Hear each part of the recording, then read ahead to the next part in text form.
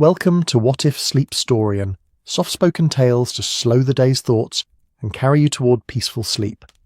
Before we begin, tell me where in the world you're listening from tonight, and, if you wish, what's on your mind. I read every note and love keeping quiet company across distances. If this brings you peace, a like and subscribe will help me make more nightbound stories. And if you'd like to support even further, you can buy me a coffee through the link in the description. Now, settle in, get comfortable, and breathe with me as we begin. The fog settled over Baker Street like a whispered secret, thick and grey, and oddly comforting in the way only London fog could manage. It pressed against the windows of 221B with the gentle insistence of an old friend who'd decided to stay for tea without asking. Inside, the fire crackled with that particular rhythm that fires have when they're content with their own warmth, casting dancing shadows across walls lined with books that smelled of leather and pipe smoke, and the peculiar mustiness of knowledge kept too long in one place.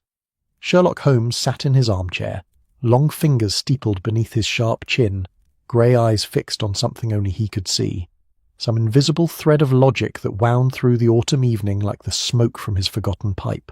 The room held that specific quality of late October stillness, when the year begins its slow descent toward winter, and even the dust motes seemed to drift more thoughtfully through the gaslight. Dr. John Watson sat opposite, his medical journal open on his lap, though his eyes had long since stopped reading the words. There was something hypnotic about these quiet evenings, when the city outside became a distant murmur, and the world contracted to just this room, this fire, this companionable silence that required nothing and offered everything. The knock, when it came, seemed almost an intrusion. Sharp, urgent, entirely out of tune with the evening's gentle rhythm. Holmes's eyes flickered. "Inspector Lestrade," he said, not moving. "In quite a hurry, unless I miss my guess. He's taken the stairs 2 at a time, which suggests genuine alarm rather than mere professional concern." Watson had learned long ago not to question these pronouncements. The knock came again, more insistent, and Mrs. Hudson's voice drifted up from below, slightly scandalised by the urgency. Then footsteps, quick and heavy, and Lestrade appeared in the doorway, his face flushed from cold and exertion, his breath coming in short bursts that sent small clouds into the cooler air of the landing. "Mr. Holmes," he said, and his voice carried that particular strain of a man who'd seen something that didn't fit comfortably into his understanding of how the world should work. "I apologise for the hour, but we've had a death. A curious one. And the Yard, well, we're rather at a loss." Holmes unfolded himself from the chair with a fluidity that suggested he'd merely been waiting for exactly this interruption. "A death that puzzles Scotland Yard enough to bring you through fog and October darkness to my door. How delightful. Do tell me it's at least interesting, Lestrade. The evening has been terribly well behaved thus far." Watson closed his journal and reached for his coat. There was a familiar comfort in this too, the sudden shift from stillness to motion, from contemplation to action. The city might be settling down for the night, but their night, it seemed, was just beginning. The cab ride through London's evening streets had a dreamlike quality, the fog transforming familiar landmarks into suggestions of themselves. Gas lamps glowed like distant moons, their light barely penetrating the grey curtain that had draped itself over the city. The horses' hooves struck cobblestones with a rhythmic patience, as if they too understood that some journeys required a gentle pace. Lestrade spoke in fits and starts, his words emerging between the sounds of iron-rimmed wheels on stone. "Professor Aldous Grimsby, classical scholar, Cambridge-educated, specialised in Roman history. Found dead in his study this evening by his housekeeper. No signs of violence, no signs of struggle. The doctor says heart failure, natural enough for a man of 68. But there's something about the body, Mr. Holmes. Something the doctor noticed but couldn't quite explain." "You intrigue me, Inspector. What peculiarity could a corpse present that would send a police surgeon running to Scotland Yard with questions?" "Markings," Lestrade said, and his voice dropped slightly as if the word itself required quieter handling. "On the skin, faint lines, almost invisible in normal light. The doctor only noticed because he was examining the body near a lamp, and the light caught them at an angle. They look almost like someone drew on him. But it's not ink. At least not ink you can see properly." Holmes leaned forward slightly, his entire bearing shifting from languid interest to focused attention. Invisible ink! How wonderfully theatrical! And these markings, do they form any recognisable pattern? That's just it, sir. They look like they might be a map, or fragments of one. Lines, crosses, what might be Latin words. The yard photographer tried to capture them, but they barely show up on the plates.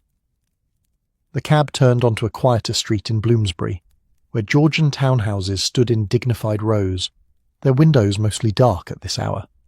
Scholars and writers lived here, people who kept late hours with books rather than society. The fog seemed thinner here, as if even it respected the neighbourhood's intellectual pretensions. Professor Grimsby's house was a narrow brick-fronted affair that managed to look both respectable and slightly neglected. A constable stood by the door, stamping his feet against the cold. Inside, the house had that peculiar silence of a place where death has recently visited, as if the air itself had paused, uncertain whether to continue its normal business. The study was on the first floor, a room lined floor to ceiling with books that exhaled the scent of old paper and older leather. A desk sat beneath a window that looked out onto the fog-shrouded street, its surface covered with manuscripts and papers arranged in a chaos that somehow suggested a method. An oil lamp still burned on a side table, casting warm light over a room that seemed designed for exactly this, for late nights spent in communion with the ancient world. The professor lay on a settee near the fireplace, covered with a sheet that someone, likely the housekeeper, had placed with careful respect. He'd been a tall man, Watson noted with his doctor's eye, thin in the way of people who forget to eat when their minds are occupied elsewhere. His face, visible above the sheet, wore an expression of what might have been a surprise, or perhaps realization. Death often caught people mid-thought, freezing their last moment's understanding on features that would ask no more questions. The housekeeper found him at 6 o'clock, Lestrade said quietly. He'd been working all day, she said. Didn't want lunch, barely touched his tea. She brought dinner up and found him like this. Dr. Hayward examined him and certified natural causes, but then he noticed. Holmes had already moved to the body, his movements economical and precise. He gestured for Watson to bring the lamp closer, then carefully drew back the sheet. Professor Grimsby had been dressed in his shirt sleeves, his collar loosened, the informal attire of a man working alone, unburdened by social expectations, and there, on the pale skin of his forearm, Watson could just make out what Lestrade had described. Faint lines, barely visible, like pencil marks that had been mostly erased. But as Holmes adjusted the lamp's position, tilting it at various angles, the lines seemed to glow slightly, a pale luminescence that suggested chemicals rather than pigments. "Phosphorescent ink," Holmes murmured, his voice carrying that particular satisfaction of a puzzle beginning to reveal its nature. Or rather, a compound that becomes visible under specific lighting conditions. The professor has tattooed himself, or had himself tattooed, with invisible markings. How deliciously paranoid. Watson leaned closer, squinting at the patterns. They did indeed resemble a map, though fragmentary and incomplete. Lines that might represent roads or boundaries, small crosses that could mark locations, and yes, words in Latin, though too faint to read clearly without more light or different lighting altogether. Why would a scholar tattoo himself with an invisible map? Lestrade wondered aloud, his tone suggesting he wasn't sure he wanted to know the answer. Because, Inspector, he possessed knowledge that someone else wanted, Holmes said, moving the lamp systematically along the professor's exposed arms, and he chose the one hiding place that couldn't easily be stolen, his own skin. Look here, Watson. The markings extend beyond the forearms. Lestrade, with your permission, I'll need to examine the entire body. What they discovered over the next 20 minutes was remarkable. The professor had covered significant portions of his torso and upper arms with these invisible inscriptions. When viewed under the lamp's angled light, they formed not a single map but fragments of several, pieces of a larger puzzle deliberately scattered across his own flesh. Holmes photographed the markings with his own camera, taking careful notes of their positions. The Latin phrases appear to be placed in names and historical references. This one mentions the Sepulchrum Conditorum, the sepulchre of founders, and here a reference to what looks like early Roman dating, before the conventional calendar system. Roman history? Watson asked. What could be so valuable about ancient Roman history that a man would go to such lengths to hide it? Ah, Watson, you underestimate the passion of scholars and the politics of the past. History isn't just what happened, it's who gets to say what happened. The victor's tale, as they say, but even victors disagree among themselves. Holmes straightened, his eyes alight with the particular gleam that meant his mind was already racing ahead. Professor Grimsby specialised in early Roman history, you said, Lestrade? According to his colleagues at the British Museum, yes. Something about the founding of Rome, the early kings. Apparently quite controversial in his field, though I couldn't tell you why ancient history needs controversy. Holmes smiled, thin and knowing. Everything needs controversy, Inspector. It's how we know we're still thinking. Now let's examine this study. A man who tattoos invisible maps on his own skin isn't likely to leave his other secrets unguarded. The desk proved a treasure trove of scholarly obsession. Manuscripts in Latin and Italian covered every surface. Correspondence with scholars across Europe, Rome, Paris, Berlin, Athens. References to archaeological sites, obscure references in classical texts, theories about historical manipulation, and suppressed evidence. One letter, dated just 3 days prior, caught Watson's attention. It was from a Dr. Vincenzo Marcelli in Rome, written in careful English with an Italian's charming disregard for articles. Your theory grows more substantial with each discovery. The evidence you seek lies where you suspect, but I warn you, others also search. The Lapis Society has made inquiries. The Society of Jesus asks questions in their gentle way that feels not gentle at all. Be careful, my friend. Some truths are buried for reasons that remain valid. The Lapis Society, Holmes murmured, reading over Watson's shoulder. Latin for stone, and the Society of Jesus, the Jesuits. It seems our professor had attracted attention from parties interested in controlling historical narratives. You think he was murdered? Lestrade asked. The doctor said natural causes. Oh, he likely died naturally enough, Inspector. Fear and stress are excellent catalysts for heart failure, particularly in a man of advancing years with an academic's sedentary habits. But dying naturally doesn't mean dying peacefully or without cause. Holmes turned slowly, taking in the room's entirety. Someone knew what he was hiding. Whether they'd already copied his secrets or were still searching, the professor knew his time was limited. Hence the tattoos, a desperate man's insurance policy. Watson felt a chill that had nothing to do with the October evening. Insurance against what? Against his knowledge dying with him, I should think. Or perhaps against the wrong people being the only ones to possess it. Holmes moved to the window, looking out at the fog-wrapped street. Tell me, Lestrade, has anyone else shown unusual interest in the professor's death? Funny you should ask. A gentleman called at the Yard this evening, shortly after we'd been notified. Said he was a colleague of the professor's and wanted to know if there were any suspicious circumstances. Foreign accent. Italian, I think. I told him it appeared natural, and he seemed disappointed. No, perhaps relieved is a better word. His name? Didn't give one. Said he'd call again tomorrow with proper identification. Seemed respectable enough. Well-dressed, educated manners. Holmes turned back to the room, and Watson recognised the expression. His friend had scented a mystery with depths, layers that would peel back one by one to reveal something stranger and more significant than a simple death in a Bloomsbury study. The game, Watson, is more complex than it first appears, Holmes said softly. We have a scholar who literally wrote secrets on his own skin. We have competing parties, academic, religious, perhaps political, circling his work. We have a dead man who may have died of fear as much as natural causes, and we have, unless I'm much mistaken, only part of the puzzle. Part of it? Watson asked. Look at the pattern of tattoos, Doctor. They're fragmentary by design. Professor Grimsby was clever. He didn't put all his secrets in one place, even when that place was his own flesh. These markings reference other sources, other locations. He's left us breadcrumbs, but the bread is scattered across Europe. Then the investigation continues? Lestrade asked, sounding equal parts hopeful and resigned. The investigation has barely begun, Inspector. This is merely where the mystery chose to reveal itself. Holmes clapped the policeman on the shoulder with uncharacteristic warmth. Thank you for bringing this to my attention. I shall need copies of all the professor's correspondence, and I'd appreciate it if the body could be kept secure for another day or two. There may be more to discover once I've determined the proper light sources to make these tattoos. Fully visible? As they left the house, Watson glanced back at the study window. The lamp still burned, casting its warm glow into a room that would know no more late nights of scholarly pursuit. The fog had thickened again, wrapping the street in grey silence. "We're taking the case, then?" Watson asked, though he already knew the answer. "My dear Watson, how could we not? A tattooed map, secret societies, suppressed history, and a dead scholar who literally wore his research on his skin. It's positively baroque." Holmes paused, breathing in the fog-laden air.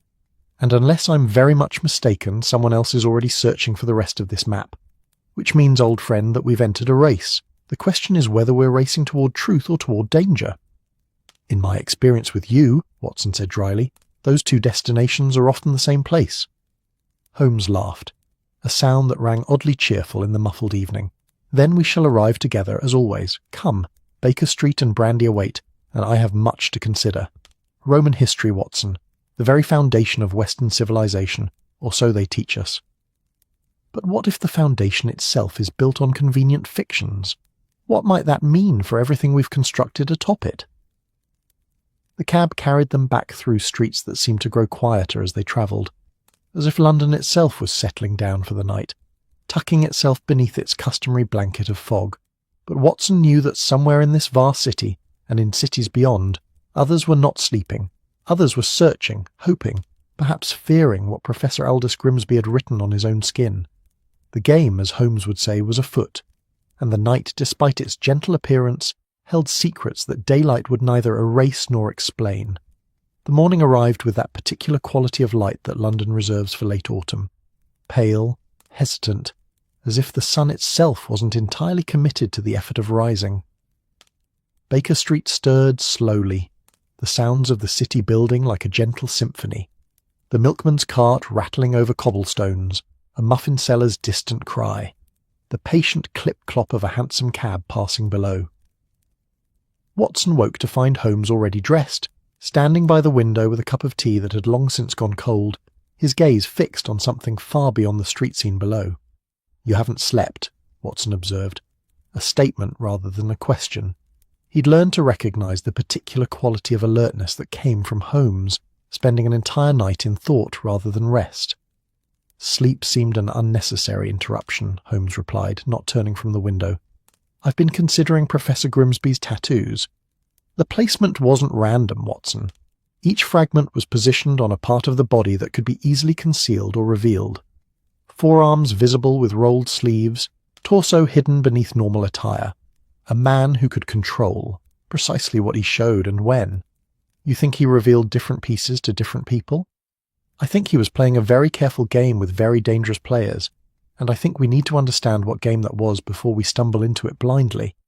Holmes finally turned, and his eyes held that fierce brightness that meant he'd moved beyond theory into certainty. "We're going to the British Museum. Professor Grimsby spent considerable time there, according to his correspondence. Scholars leave traces in libraries the way other men leave footprints in mud." The British Museum rose from Bloomsbury's streets like a temple to human curiosity, its columned facade speaking of Greek aspirations applied to Victorian ambition. Inside, the air held that particular scent of institutions dedicated to the past, dust and paper and stone and the accumulated breath of centuries of visitors seeking to touch something older than themselves. Holmes navigated the corridors with the confidence of long familiarity, past marble statues that stared with blank eyes, through halls where Egyptian sarcophagi rested far from desert sands, until they reached the manuscript reading room. Here the atmosphere changed, becoming quieter, more reverent. Scholars bent over ancient texts like monks at prayer, their silence broken only by the whisper of turning pages and the scratch of pencils on notepaper. The head librarian, a Mr. Pemberton with wire spectacles and ink-stained fingers, greeted Holmes with the careful enthusiasm of a man who recognised both intelligence and potential disruption. "Mr. Holmes, I heard about Professor Grimsby. Terrible business. He was here just last week working in his usual corner." "His usual corner?" Holmes prompted gently. "Oh yes, he'd claimed that table from the Roman collections for years. Said the light was better there, though I suspect he simply liked being near the artefacts. Some scholars are like that. They need the physical presence of history to think properly." Pemberton gestured toward a table in a far corner, where windows let in that pale autumn light to fall across polished wood. He was particular about his privacy, especially these last few months, would request materials from the restricted collections, documents not available to general researchers. Holmes's interest sharpened visibly. Restricted collections. Items too fragile for casual handling, or those with sensitive content. Historical documents that might upset certain parties if widely circulated. The museum has responsibilities, you understand, both to scholarship and to maintaining good relations with institutions, churches, governments, that provide us with artifacts. How delightfully political, Holmes murmured. And what materials was the professor examining? Pemberton hesitated, the eternal struggle of the librarian between preserving patron privacy and assisting investigation playing across his face. I'm not certain I should. Mr. Pemberton, the professor is dead under circumstances that suggest his research may have contributed to his demise. Whatever secrets he was pursuing, they've already killed one man. Would you prefer we discover what they are before or after they claim another victim? The logic was irrefutable, delivered in Holmes' most reasonable tone, the one that made resistance seem almost churlish. Pemberton sighed and moved to his desk, withdrawing a leather-bound ledger.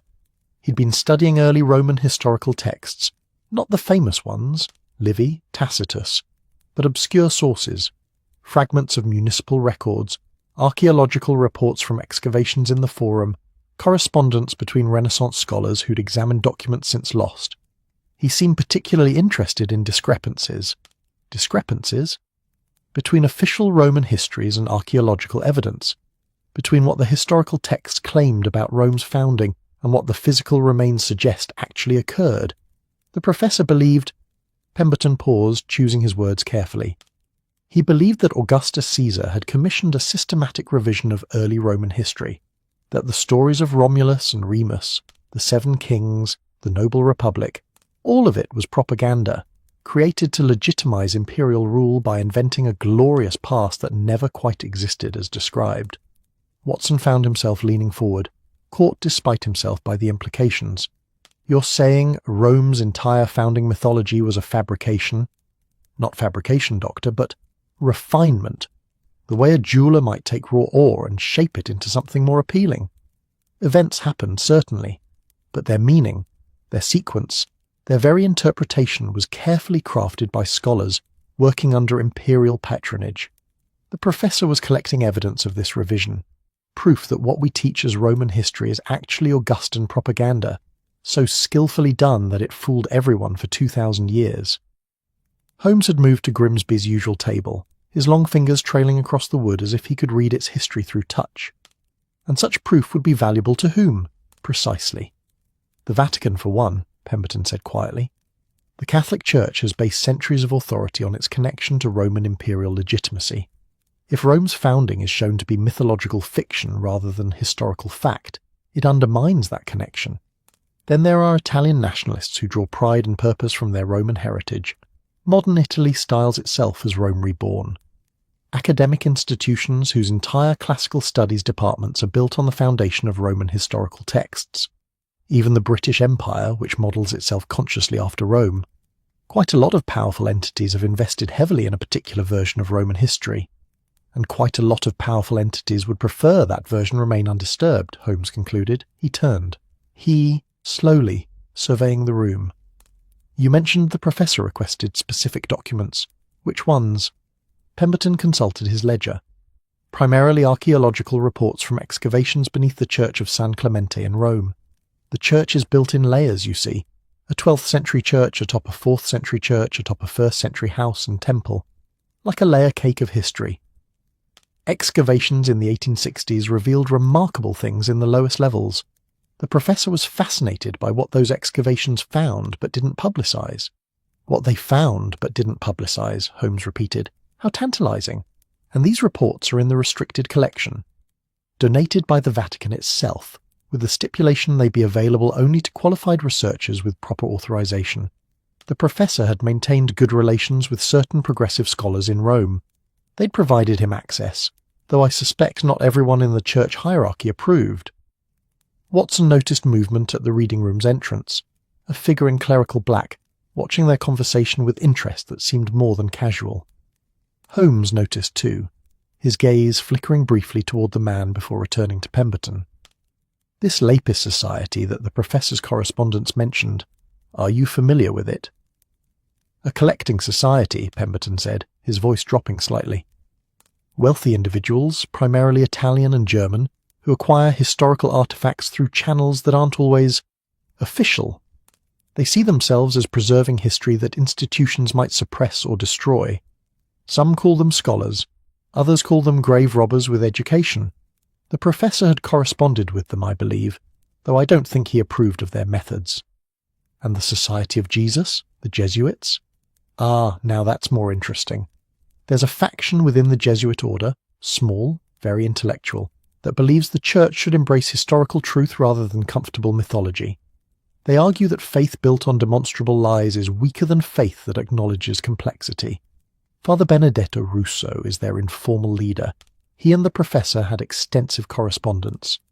Holmes absorbed this information with the focused intensity of a man assembling a puzzle whose picture he couldn't yet see. "I'll need to examine those restricted documents, Mr. Pemberton. The same ones Grimsby studied.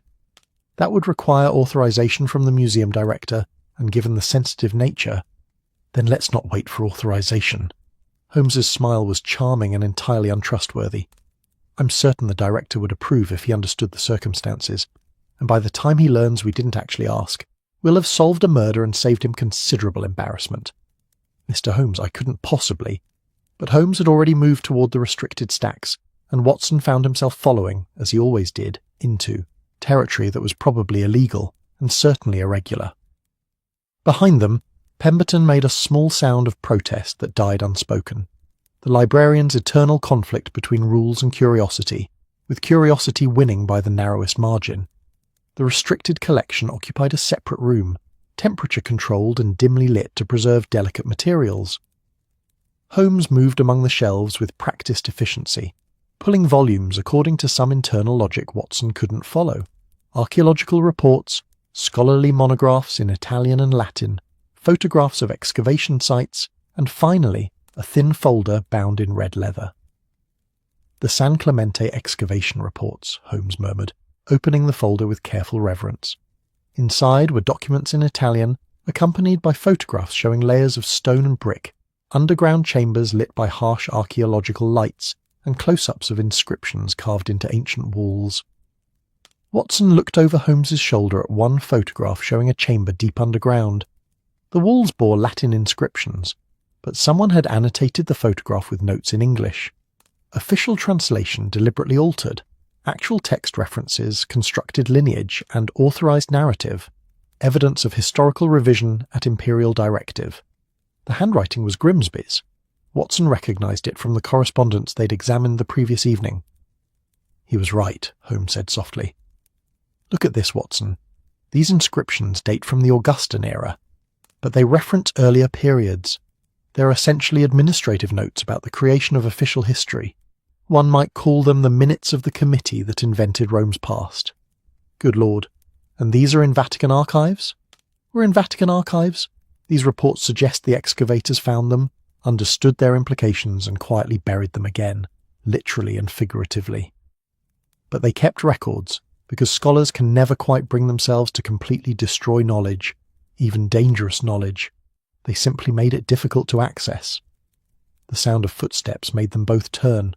The cleric Watson had noticed earlier stood in the doorway, his expression neutral, but his eyes sharp with intelligence. He was perhaps 50, with the lean frame of a man who practiced asceticism not from obligation but preference, and his hands, Watson noticed hands professionally, were ink-stained like Pemberton's, a scholar's hands, not an administrator's.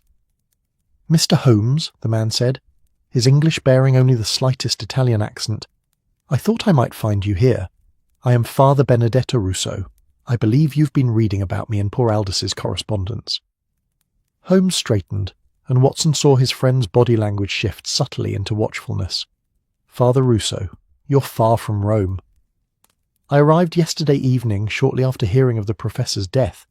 We were collaborators, you see, and friends. I felt I should—" He paused, something genuinely sorrowful crossing his features. "I felt I should be here, to pray for him, if nothing else. though I suspect Aldous would find that ironic. You share his theories about Roman historical revision. I share his commitment to the truth, Mr. Holmes. The church I serve should be strong enough to acknowledge that its foundations are human, and therefore imperfect. If we've built our authority on myths that are demonstrably false, then we build on sand. Better to rebuild on solid ground, even if that ground is less glorious than we'd prefer. A progressive stance for a Jesuit, Holmes observed. The Jesuits were founded to think, Mr. Holmes, though many of my brothers have forgotten that. Aldous and I believed that the evidence he was gathering, the proof that Roman history was systematically fabricated, should be revealed carefully with scholarly rigour in a way that would strengthen rather than destroy faith in institutions. And others disagreed? Father Rousseau's expression darkened. Others believe some truths are too dangerous for public consumption. They would prefer Aldous's evidence disappear entirely. When I learned of his death, I feared. He stopped, then continued more carefully. I feared he'd been careless with whom he'd shared his findings. You think he was murdered? I think the stress of being hunted by various parties seeking to control his research was sufficient to kill a man with a weak heart. Whether that constitutes murder is perhaps a question for philosophers rather than physicians. Watson, the physician, found himself nodding. Chronic stress can absolutely precipitate cardiac failure. If the professor lived in fear... He did, Father Rousseau said simply. He wrote to me 3 weeks ago saying he'd taken precautions, that he'd ensured his evidence couldn't be stolen or destroyed, that he'd created a kind of insurance. I assume that's what brought you here. You've discovered his method. Holmes studied the Jesuit with the attention he usually reserved for physical evidence. The tattoos. I suspected as much. Aldous had a dark sense of humour. The idea of literally writing history on his own skin would have appealed to him. Father Rousseau moved further into the room, his movements carrying the calm of a man accustomed to libraries. But the tattoos are only fragments, yes, pieces of a larger puzzle. He wouldn't have put everything in one place. You know where the other pieces are. I know where some are, others I can guess. Aldous was systematic. He would have distributed his evidence to trusted colleagues across Europe. People like Dr. Vincenzo Marcelli in Rome, Dr. Heinrich Weber in Berlin, Professor Catherine Beaumont in Paris. Each would have a piece, though they might not know what the others held. A conspiracy of scholarship, Holmes said, and there was approval in his tone. Clever. No single party could suppress all the evidence, because no single party could locate all the holders. Precisely. Though now that Aldous is dead, those holders become targets. The Lepus Society will approach them with money. More conservative elements in the church will approach them with theology and veiled threats. Italian nationalists will appeal to patriotic duty. And whoever is most persuasive or most ruthless will control the narrative. Watson felt the pieces aligning in his mind. That's why you're here. To help us find the evidence before others do. To help you ensure it's revealed properly, Doctor. Truth revealed carelessly can be as destructive as truth suppressed. What Aldous discovered has implications for how we understand power, authority, legitimacy. The Western world has built itself on Roman foundations. If those foundations are shown to be sand and mythology, the building doesn't necessarily fall, but it certainly shakes. People die in earthquakes, even metaphorical ones. Holmes closed the folder carefully, his expression thoughtful. You're proposing we work together. A detective, a doctor, and a Jesuit scholar hunting for fragments of suppressed history, scattered across Europe while various factions hunt the same. I'm proposing we race them, Father Rousseau corrected gently. Because they are already hunting, Mr. Holmes. The Lapis Society sent someone to Aldous's house last night. Lestrade mentioned an Italian visitor to the yard. Dr. Marcelli in Rome wrote to me yesterday saying he'd been approached by collectors, offering outrageous sums for any papers Aldous might have sent him. And Professor Beaumont in Paris. He paused, his face tightening. Professor Beaumont is dead. Found in her study 3 days ago. Heart failure, the authorities said. She was 43 and in excellent health. The reading room fell silent except for the distant sounds of the museum beyond. Footsteps, murmured conversations, the living world continuing while they discussed the dead and the truths they'd guarded. Then we're already behind, Holmes said finally, and his voice carried that particular edge that Watson knew meant his friend had fully committed. We'll need to move quickly. Paris first to examine Professor Beaumont's papers before they disappear. Then Rome. Berlin can wait. If Dr. Webber is still alive, he'll stay that way longer by being last. I'll accompany you, Father Russo said. I have resources through the church, access to archives, contacts in universities, the ability to move through Vatican territories without suspicion. Very well, an unlikely alliance, but these are unlikely circumstances. Holmes extended his hand and the Jesuit took it. Though I warn you, Father, I serve truth rather than comfort. If what we find damages the church, I won't suppress it to spare theological sensibilities. If what we find damages the church, then the church deserves the damage, Father Russo replied. An institution built on lies has no moral claim to protection, but I have to believe, that truth strengthens rather than weakens genuine faith. They left the reading room together, the red folder tucked under Holmes's arm despite Pemberton's visible distress at seeing restricted materials leaving his care. Outside, the autumn afternoon had progressed toward that early twilight that October brought, the sky dimming toward grey, the street lamps beginning their nightly work of pushing back darkness. Watson pulled his coat closer against the chill. They were bound for Paris then, chasing fragments of a dead scholar's puzzle across Europe, racing against parties whose methods range from persuasion to murder. It was, he reflected, exactly the sort of situation that Holmes lived for, and exactly the sort that Watson had sworn to himself he wouldn't get drawn into again. Yet here he was, already mentally packing for the journey, already feeling that familiar mix of apprehension and excitement. Because Holmes was right, as he usually was. Some mysteries demanded pursuit not for the thrill of the chase, but because truth, even dangerous truth, mattered more than comfortable ignorance. The game was afoot, and the game, it seemed, would take them far from Baker Street's familiar comforts, into territory where history and power intersected, where the past reached forward to shake the present's foundations. Watson glanced at Holmes, who walked with that purposeful stride that meant his mind was already in Paris, already sifting evidence not yet seen. And beside them, Father Russo moved with equal purpose, a man of God chasing truth that might undo his own church's authority. It was, Watson thought, going to be a remarkable journey, assuming they survived it. The journey to Paris began in the grey hours before dawn, when London still slept beneath its customary blanket of fog, and the city's sounds were reduced to essentials, the distant clatter of early milk wagons, the lonely cry of a vendor setting up his stall, the patient breathing of a metropolis not yet fully awake. Baker Street lay quiet as Holmes, Watson and Father Russo loaded their luggage into a cab that would carry them to Victoria Station, where the boat train waited with the promise of foreign shores and foreign mysteries. Watson had always found something melancholy about pre-dawn departures, as if leaving London while it slept was a kind of betrayal. The city deserved to see its travellers off properly, he felt, but Holmes had insisted on the earliest possible train. Speed matters more than sentiment, Watson, he'd said while packing his travelling case, with characteristic efficiency. Professor Beaumont has been dead for 3 days. Any evidence in her possession grows colder by the hour. Victoria Station at dawn was a cathedral of iron and glass, its vast roof arcing overhead like an industrial sky. Steam from waiting locomotives rose in great clouds, mixing with the morning mist to create an atmosphere that seemed suspended between night and day. The boat train sat at its platform with patient authority, carriages painted in the dark green of the London, Chatham and Dover Railway, windows glowing with warm gaslight against the station's dimness. They settled into a first-class compartment.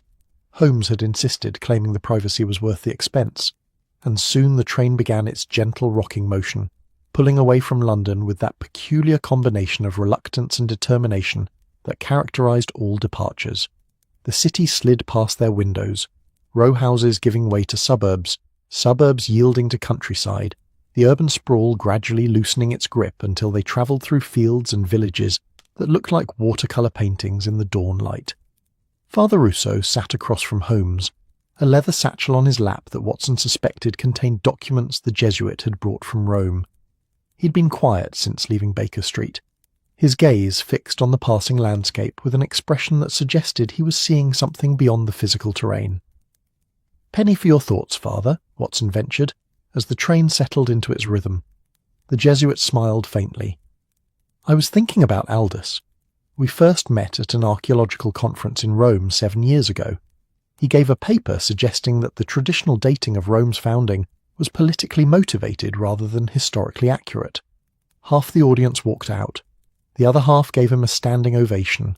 That was Aldous. He had a gift for dividing rooms.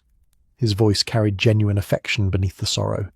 He used to say that comfortable lies were more dangerous than uncomfortable truths, that we do more damage protecting people from reality than we ever do exposing them to it. A philosopher as well as a scholar, Holmes observed, not looking up from the notebook he'd been writing in since the train departed. All scholars are philosophers, Mr. Holmes, whether they admit it or not. Every time we choose what to study, what to preserve, what to teach, we're making philosophical claims about what matters. Aldous understood that. He knew his research wasn't just about correcting historical dates. It was about exposing how power manufactures legitimacy through narrative control. Watson found himself intrigued despite his fatigue. And you agreed with this? A Jesuit priest arguing that powerful institutions lie to maintain control? The Society of Jesus was founded on the principle that faith should withstand intellectual scrutiny, Doctor. If our authority depends on historical fictions, then we have no real authority, only the illusion of it, maintained through ignorance. I would rather serve a church humbled by truth than one elevated by lies. Father Rousseau's gaze shifted to Holmes. Which is why I need to know. What will you do with Aldous's evidence once we've gathered it? Publish immediately? Sell it to the highest bidder? Use it for leverage? Holmes looked up, his grey eyes, meeting the Jesuit's dark ones with directness. I will ensure it reaches people capable of evaluating it properly. Scholars, institutions, publications. The truth doesn't belong to me, Father, so I've no right to suppress it or hoard it. But neither will I weaponize it. Truth presented as a weapon tends to generate more heat than light. A diplomatic answer. An honest one. I'm a detective, not a revolutionary. I find things that are hidden. What the world does with them afterward is beyond my purview. The conversation lapsed into companionable silence as the train carried them through the Kentish countryside. Watson watched the landscape transform, the ordered English fields giving way to hop gardens and orchards, villages with Norman churches standing patient watch over centuries of accumulated history. This was an old country, he reflected, where Romans had marched and Saxons had settled, where every hill might hide a burial mound, and every river had witnessed more history than any book could capture. They reached Dover in mid-morning, the famous white cliffs rising from the sea like England's final defiant gesture before the Channel intervened. The crossing would take 90 minutes, weather permitting, and the Channel, that temperamental strip of water that had protected England from invasion for 9 centuries, was in a charitable mood. The ferry sat at dock, a sturdy vessel that seemed to shrug at the notion of rough seas, while porters hurried back and forth with luggage, and passengers gathered at the gangway, with the particular anxiety of people about to entrust themselves to water. The crossing itself had an otherworldly quality. England receded behind them, its cliffs diminishing to a white line on the horizon, while ahead, France remained invisible, hidden beyond the curve of the earth. They occupied a space between nations, between solid ground and the uncertainties ahead, rocking gently on grey water that stretched in all directions like liquid sky.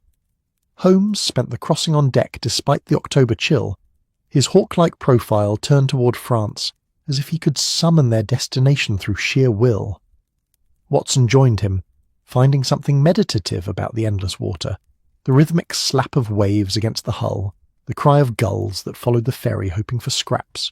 "You're worried," Watson observed. "I'm calculating," Holmes corrected. "Professor Beaumont died 3 days ago.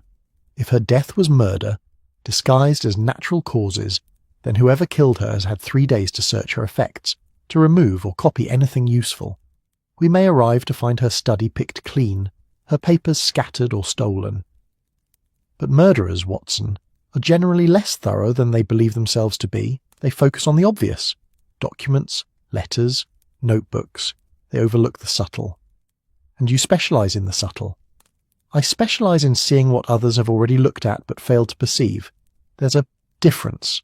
Holmes turned, leaning against the rail. "Tell me what you know of Paris, Watson. You've been, I assume?" "During my university years. I found it beautiful but overwhelming. Too much grandeur, too much history pressing down on the present. London feels ancient. Paris feels imperial. Different quality of age. An apt distinction. Paris was rebuilt by Napoleon III and Baron Haussmann in the 1850s and 60s. They tore down medieval streets and erected a modern capital designed to prevent revolution through architectural control.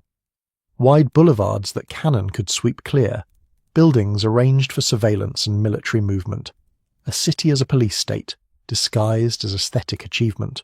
Father Rousseau had joined them on deck. "You disapprove of Paris, Mr. Holmes?"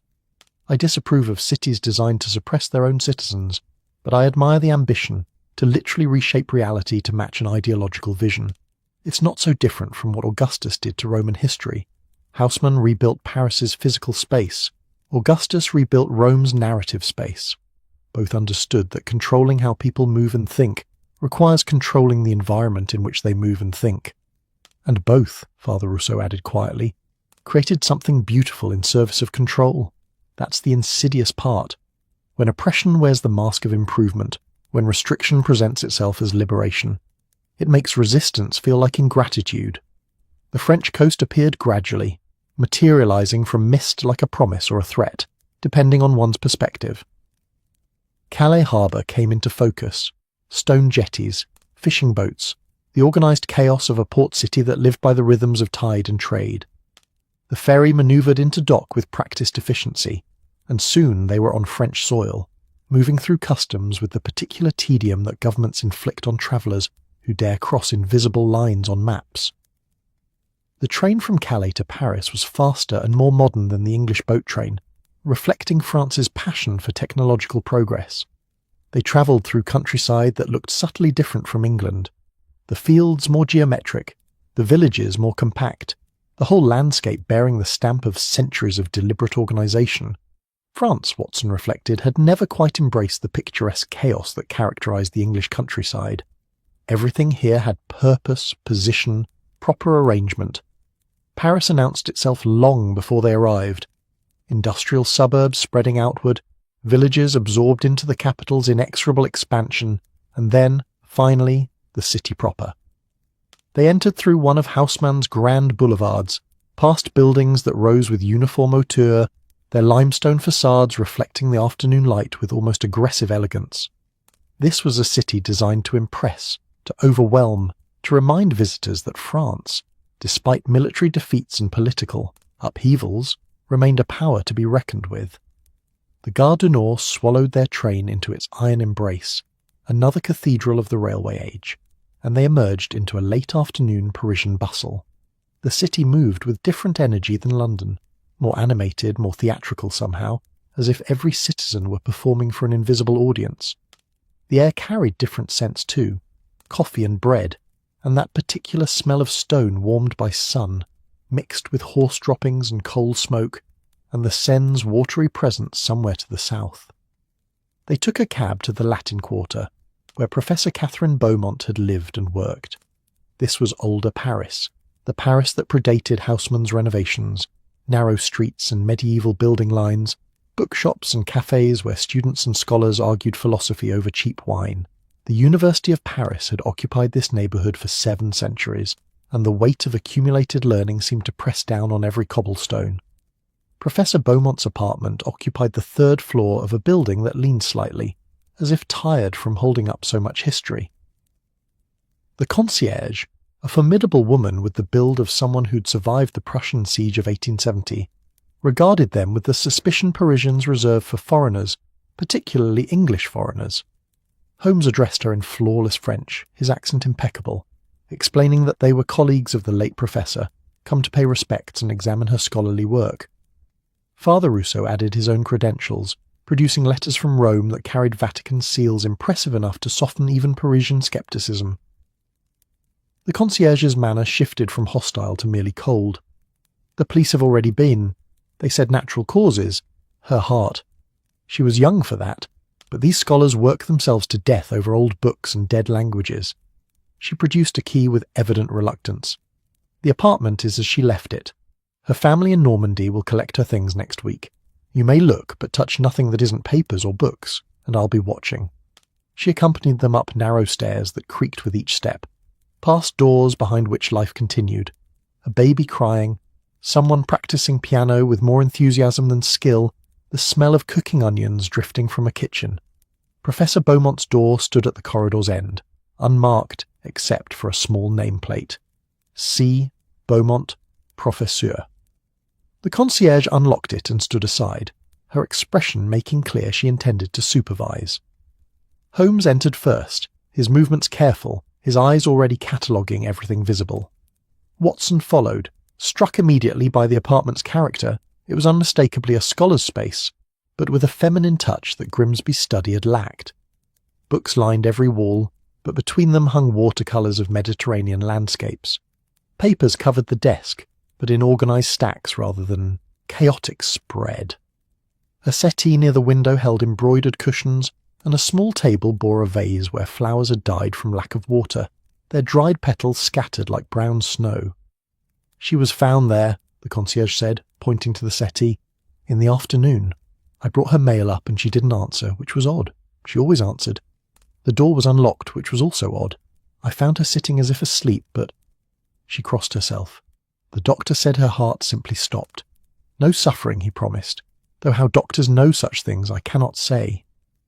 Holmes moved to the desk, his fingers hovering over papers without touching them, respecting the concierge's edict, while clearly desperate to examine everything. Had she received any visitors in the days before her death? A gentleman called 2 days prior. Italian, I think, though he spoke good French. He claimed to be a colleague, and said he had something urgent to discuss. She let him in. They spoke for perhaps an hour. He left looking. The concierge paused, searching for the word. Unsatisfied, frustrated perhaps, as if he'd asked for something she refused to provide. "Can you describe him?" "My age, perhaps younger, well-dressed, expensive coat, dark hair going silver. He had a scar here." She touched her left cheek. Small, like a duelling mark, and his hands. They were very clean, too clean for a scholar. Scholars always have ink on their hands. He was perfect, like he wore gloves even when he didn't. Watson saw Holmes file this description away with that perfect memory of his. And after this visitor left, did Professor Beaumont seem distressed? She seemed thoughtful. She asked me if I knew a good locksmith, said she wanted better locks installed. I recommended one, but she died before he could come. The concierge's voice softened slightly. She was a good tenant, quiet, paid promptly, never complained. It's a shame. The good ones always die young while the miserable live forever. Father Rousseau had moved to the bookshelves, scanning titles with professional interest. These are all classical texts, Roman history, Latin literature, archaeological reports, and here he pulled down a volume, Aldus's book on Augustan historical revision, published 3 years ago by a small academic press. She's marked passages throughout. Holmes joined him, taking the book and flipping through marked pages. Watson watched his friend's eyes narrow with concentration, that peculiar intensity that meant he was reading not just words, but intentions, implications, the spaces between what was written. She was following his research closely, Holmes murmured. These marginalia are essentially a conversation. She's responding to his arguments, adding evidence, suggesting alternative interpretations. This wasn't casual reading. This was collaboration at a distance. Then she likely had materials he sent her, Father Rousseau said. Copies of his research, perhaps. Portions of the evidence he'd gathered. Which our clean-handed Italian visitor was undoubtedly seeking. Holmes set the book down and turned slowly, examining the apartment with renewed focus. The concierge is right. This room has been searched, though by someone skilled enough to make it look undisturbed. See how the papers on the desk are stacked just slightly too neatly? How the books on that lower shelf aren't quite flush with the others? Someone has been through this apartment methodically, looking for something specific. Watson felt a chill that had nothing to do with the October air seeping through the window. Then we're too late. Whatever she had is gone. Whatever was obvious is gone, Holmes corrected. But Professor Beaumont was a scholar, Watson, and scholars have a constitutional inability to keep only one copy of important materials. They hoard, they duplicate, they squirrel away backups in case of fire or theft or academic rivals. If Grimsby sent her something valuable, she wouldn't have kept it only in the obvious places. He began moving through the apartment with systematic precision, ignoring the concierge's protests about touching things. He examined books not just for their spines, but for their heft, checking whether pages had been hollowed out to create hiding places. He felt along the backs of picture frames, checked under furniture cushions, ran his fingers over windowsills and door jambs looking for loose boards or hidden cavities. Father Rousseau joined the search with practiced efficiency that made Watson wonder how often Jesuits had to hide documents from unfriendly authorities. The priest paid particular attention to religious items, a small crucifix on the wall, a prayer book on the bedside table, examining them with the thoroughness of someone who knew. Such items often served dual purposes. It was Watson, however, who found it. He'd been examining the dried flowers in their vase, moved by a doctor's instinct to tidy death's small, untended details. The vase was heavier than it should have been. He lifted it, turned it over, and a key fell out along with dust and dead water, a small brass key attached to a numbered tag. "Left luggage," Holmes said immediately, taking the key and examining the number. "Gare du Nord." She deposited something at the station's left luggage office. The searcher never thought to check outside the apartment. The concierge looked bewildered, but Father Rousseau's eyes lit with understanding. She knew she was in danger. She removed the evidence from her home and stored it somewhere searchers wouldn't think to look. Precisely. And unless our clean-handed Italian thought to bribe every left luggage clerk in Paris, what she deposited remains exactly where she left it. Holmes pocketed the key with evident satisfaction. "Thank you, madam. You've been most helpful. We'll trouble you no further." They left the building as afternoon deepened toward evening, the Latin Quarter's streets, filling with students and workers ending their day. Paris had that particular quality of autumn twilight. The limestone buildings seemed to glow from within, street lamps flickered to life like earthbound stars, and the air carried the smell of bread from boulangeries and roasting chestnuts from street vendors.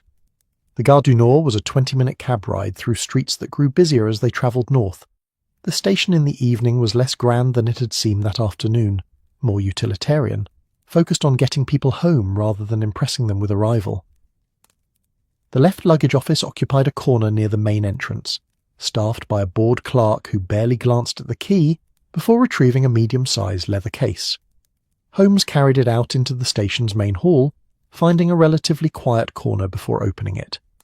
Inside, wrapped in oilcloth and tied with string, were papers, dozens of pages in Grimsby's handwriting accompanied by photographs showing inscriptions, architectural details, excavation sites, and a letter addressed to Catherine, should I fail. Holmes read aloud, his voice quiet but clear.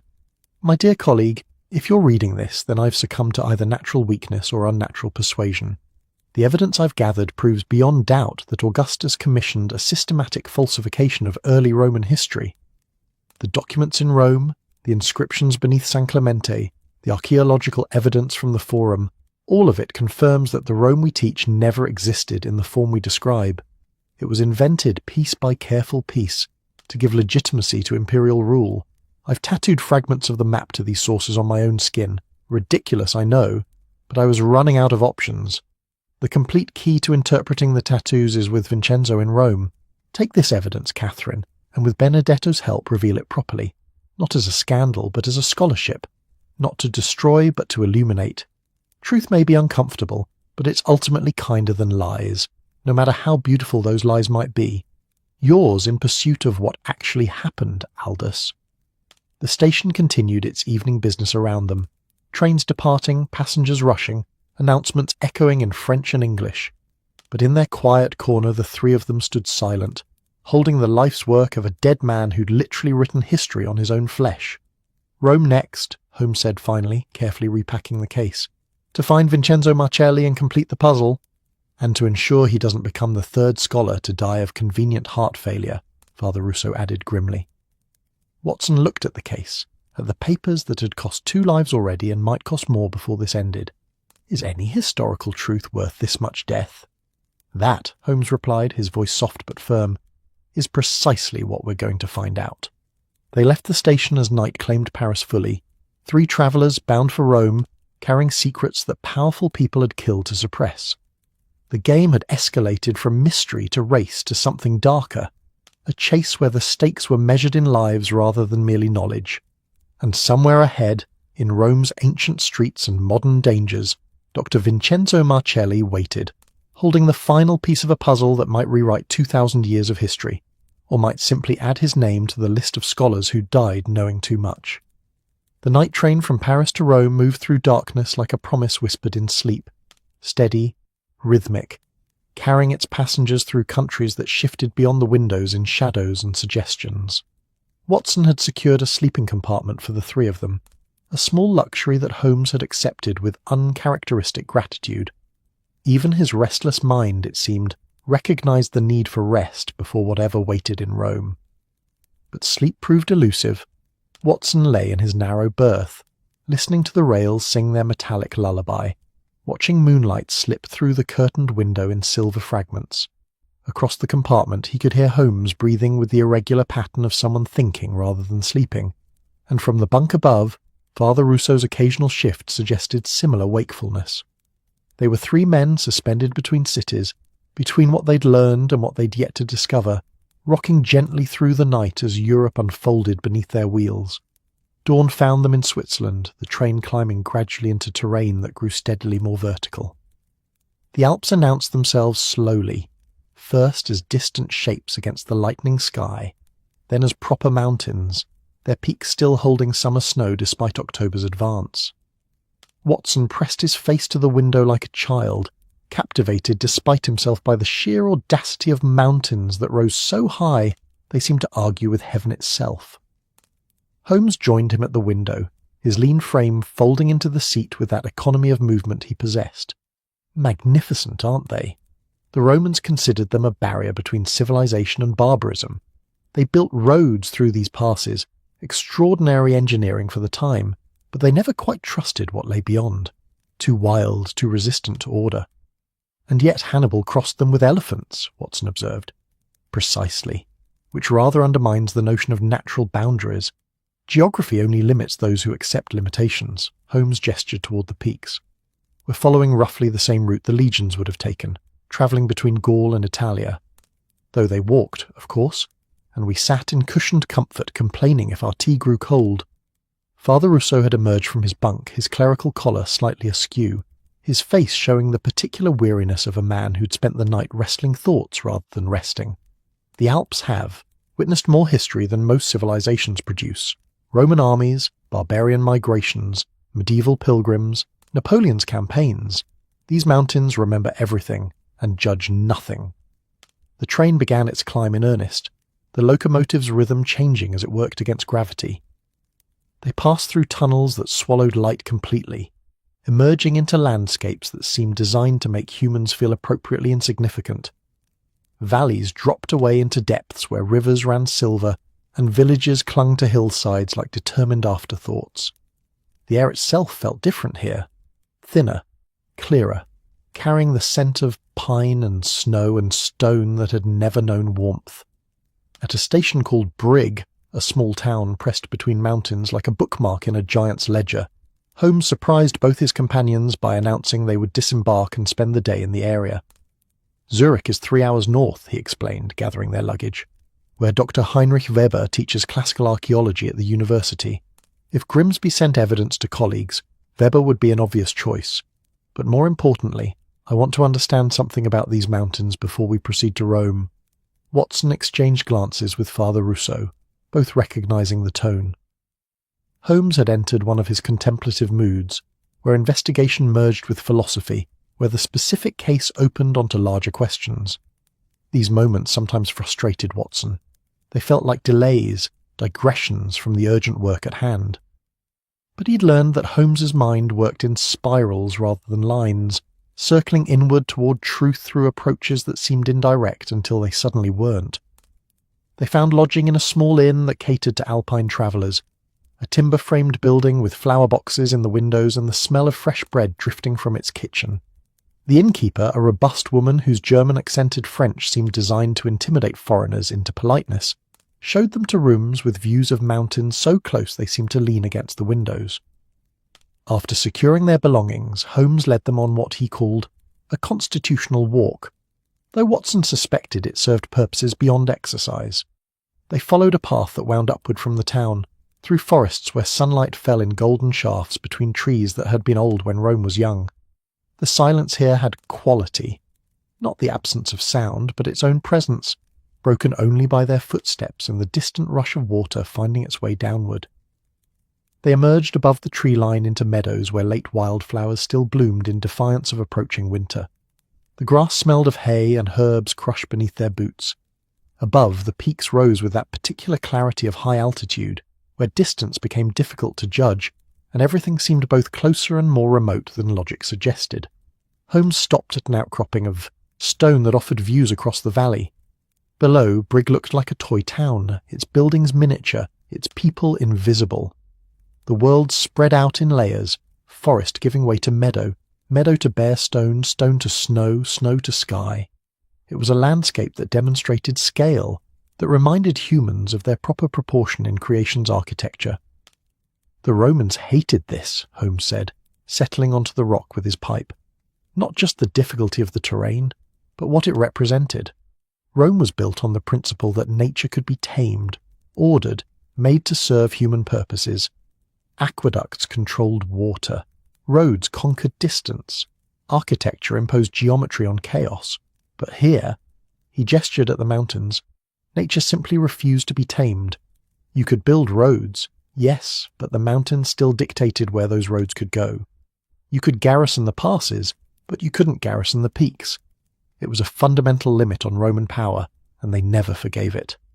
Father Rousseau had seated himself on a nearby boulder, his dark robes making him look like a medieval hermit who'd wandered into their century by mistake. "Is this why we're here, Mr. Holmes? For a meditation on Roman limitations?" "I'm here because we're chasing a truth about how Rome constructed its own mythology, Father, and I find myself wondering what other truth the mountains might teach us." Grimsby died pursuing evidence that Rome's founding narrative was fabricated. But why did Augustus feel the need to fabricate it? What insecurity drove him to literally rewrite history? "The insecurity of knowing that power rests on consent rather than divine mandate," Father Rousseau replied. "If people believe Rome was chosen by gods, destined for greatness from its founding, then Roman rule seems natural, inevitable. But if Rome was just another city-state that happened to win its wars through luck and persistence, well, that's much less impressive. That suggests Rome could fall as easily as it rose." Watson found himself pulled into the discussion despite his preference for concrete facts over philosophical speculation. So Augustus created a mythology that made Rome seem, what? Predestined? Eternal, Holmes said. That was the word the poets used. Roma Eterna. Eternal Rome. Not just a city, but an idea, a principle of order imposed on chaos. And to be eternal, it needed to have always been special, always been chosen. Hence the mythology of divine founders, miraculous escapes, prophetic visions. Augustus didn't just consolidate power, he consolidated the past, making it point inevitably toward his present. And the Church did the same, Father Rousseau added quietly. We claimed succession from Peter, built our authority on the idea that Rome was meant to be Christianity's capital, that all history had been leading toward the moment when empire and faith merged. If Rome's founding is shown to be mythology, it undermines that narrative too. We become just another institution that happened to survive, not one ordained by Providence. The three men sat in silence, surrounded by mountains that predated human concerns and would outlast them. A hawk circled overhead, riding thermal currents with wings spread wide, hunting with patience that knew nothing of urgency. Somewhere below, a stream made music against stones, singing its way toward larger waters. Watson spoke carefully, feeling his way through thoughts that seemed too large for comfortable expression. But don't all societies do this? Create origin stories that make their present circumstances seem inevitable? England has its mythology of Anglo-Saxon destiny, of the island race chosen to carry civilization. France has its revolutionary narrative of liberty emerging from royal tyranny. Even America, with its founding fathers and manifest destiny. Every nation tells itself a story that makes its power seem deserved, rather than merely achieved. "Quite right, Watson," Holmes said, approval warming his voice, which is why Grimsby's evidence is genuinely dangerous. It's not just about Rome, it's about the fundamental dishonesty at the heart of all national mythologies. Show that one founding narrative is fabricated, and you invite skepticism about all of them. The implications extend far beyond ancient history. Then perhaps, Father Rousseau said slowly, the question isn't whether to reveal the truth, but how to reveal it without destroying people's need for meaning. Humans require narratives, Mr. Holmes. We're meaning-making creatures. If you strip away the mythology without offering something to replace it, you create not enlightenment but nihilism. Holmes tamped his pipe thoughtfully. An interesting dilemma. Do we have the right to truth if truth destroys necessary illusions? Should we choose comfortable lies over uncomfortable realities? That's the question that haunted Aldous, Father Russo replied. He wanted truth revealed, but he also understood that truth presented carelessly could do more harm than lies maintained carefully. It's why he was so methodical, so determined to build an irrefutable case before going public. He knew there would be only one chance to get it right. A wind rose from the valley, carrying the scent of distance and pine, rustling through the grass with whispers that might have been voices or might have been merely weather. The hawk above them cried once, a sharp sound that echoed against stone before fading into silence. Watson felt something shift in his understanding, a realignment of perspective that came from sitting above the world rather than within it. Up here, human concerns seemed both desperately important and oddly trivial. Lives were at stake, yes, Grimsby dead, Beaumont dead, Marcelli possibly next. But beyond the immediate danger, beyond the pursuit and the mystery, lay questions about how humans relate to their own past, how they construct identity from history, how they balance truth against the need for meaning. "We should continue to Zurich tomorrow," Holmes said finally, breaking the contemplative mood with his usual decisiveness. "Dr. Weber may have information, and more importantly, his safety concerns me. But I wanted this." He gestured at the mountains, the valley, the vast indifference of geology. Before Rome. A reminder that our human dramas play out against a backdrop of forces that couldn't care less about our narratives or our needs for meaning. They descended as afternoon lengthened toward evening, the path leading them back through forests that grew darker as the sun sank behind peaks. The silence felt different now, no longer merely peaceful but almost expectant, as if the mountains themselves were waiting to see what these three humans would do with the knowledge they carried. Back at the inn, they dined on local fare, cheese and bread and wine that tasted of altitude and age. The dining room held only a handful of guests, a Swiss couple celebrating an anniversary, 2 German hikers planning their route with maps spread across their table, a solitary woman reading by lamplight. Ordinary people living ordinary lives, blissfully unaware that men at the corner table carried evidence that might shake the foundations of Western civilization. Watson excused himself early, finding his room with its mountain view now showing only darkness pricked by distant lights from scattered farms. He sat by the window, thinking about what Holmes had said about societies and their stories. England told itself it was a nation of explorers and empire builders, that Britannia ruled waves because Britannia deserved to rule them. But wasn't that just another mythology, another constructed narrative designed to make power seem like providence? He thought of his own life, medical training, military service, partnership with Holmes. Had he chosen this path or merely accepted the narrative his class and era had constructed for him? Doctor, soldier, chronicler of detection. Each role came with a story about what it meant, what it represented. Were any of those stories true, or were they all just comfortable fictions that made sense of chaos? A knock at his door interrupted the spiral. Holmes entered without waiting for invitation, carrying a telegram that had arrived while they dined. His face showed an emotion Watson had learned to recognize, controlled fury mixed with self-recrimination. "Dr. Weber is dead," Holmes said flatly. "Found in his university office this morning. Heart failure, according to initial reports. That makes 3 scholars dead in a week, Watson. 3 brilliant minds stopped, and I was climbing mountains contemplating philosophy while the killer moved ahead of us." Watson stood, the earlier peace evaporating into urgency. "We couldn't have known. We couldn't have reached Zurich faster than... I should have anticipated. Should have understood the pattern. Grimsby dies, we investigate. Beaumont dies, we travel to Paris. The killer, or killers, simply moves to the next target while we play catch-up. They're not chasing the same evidence we are.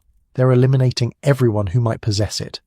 Then Marcelli is in immediate danger, yes. We leave for Rome first thing tomorrow. No more delays, no more philosophical interludes. This has become a race to save a life, not just solve a mystery." Father Russo appeared in the doorway, drawn by their voices. "Dr. Weber?"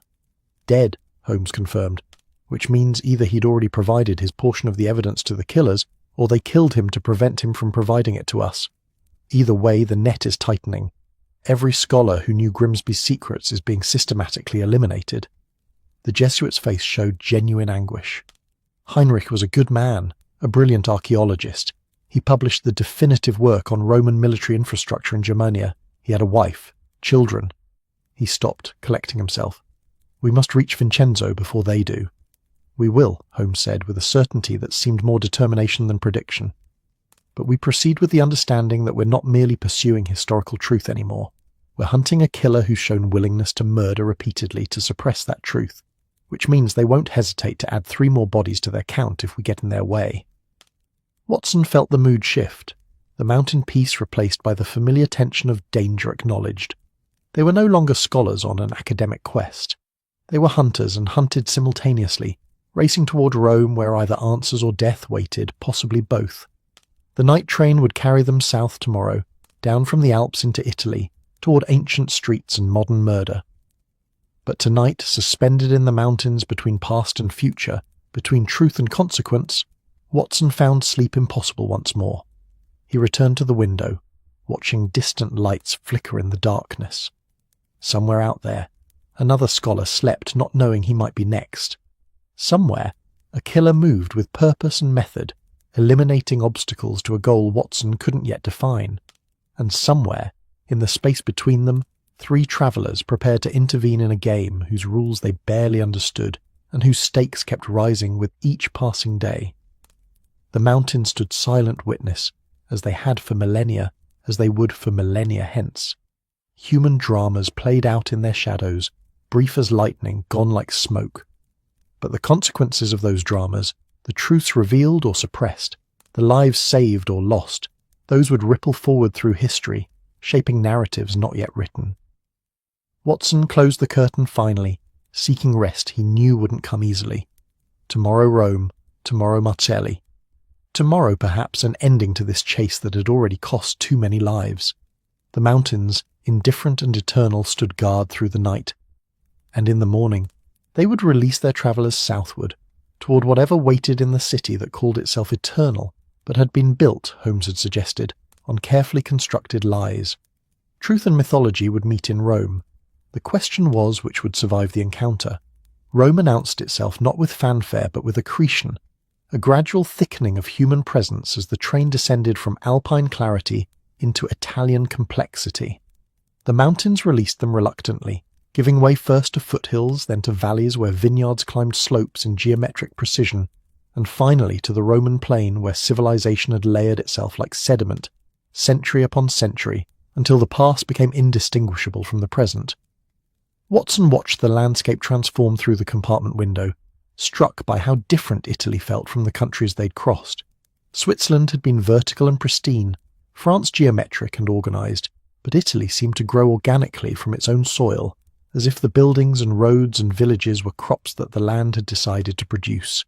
Everything here carried the weight of age, not the carefully preserved antiquity of museums, but the lived-in ancientness of a place where people had been continuously existing for so long that history had become atmosphere rather than artifact. "Your first time in Rome?" Father Rousseau asked, noting Watson's attention to the window. The Jesuit had grown more animated as they approached his adopted city, his earlier sorrow over Weber's death giving way to something like anticipation. "First time south of the Alps entirely," Watson admitted. "I'd always meant to visit during my university years, but funds never quite stretched to Italian adventures. Then you're in for an experience that will either enchant or overwhelm you, possibly both simultaneously. Rome isn't like other cities. It doesn't reveal itself all at once. You peel it back in layers, like an archaeological dig, and just when you think you've reached the bottom, you discover there's something older beneath." Holmes had been silent since their early departure from Brig, his lean frame folded into the corner seat, his grey eyes fixed on nothing visible. But he stirred now, attention returning from wherever his thoughts had taken him. "Father Rousseau, you mentioned earlier that Dr. Marcelli had been approached by collectors offering money for Grimsby's papers. Have you heard from him since Weber's death?" "I telegraphed him from Paris with a warning. He responded briefly, said he was taking precautions and would meet us at the Church of San Clemente tomorrow evening. He specified the time quite precisely, 7 o'clock, after the church closes to tourists. He said there were things easier shown than explained. The church was built in layers, Watson recalled. You mentioned it in London. 12th century atop 4th century atop 1st century. Precisely. The visible church above is lovely. Enough. Medieval mosaics, Renaissance additions. But beneath it lies an earlier basilica from the 4th century, and beneath that a 1st century house and a Mithric temple. Excavations have opened parts of it to scholars, but large sections remain unexplored. It's a perfect metaphor for Rome itself.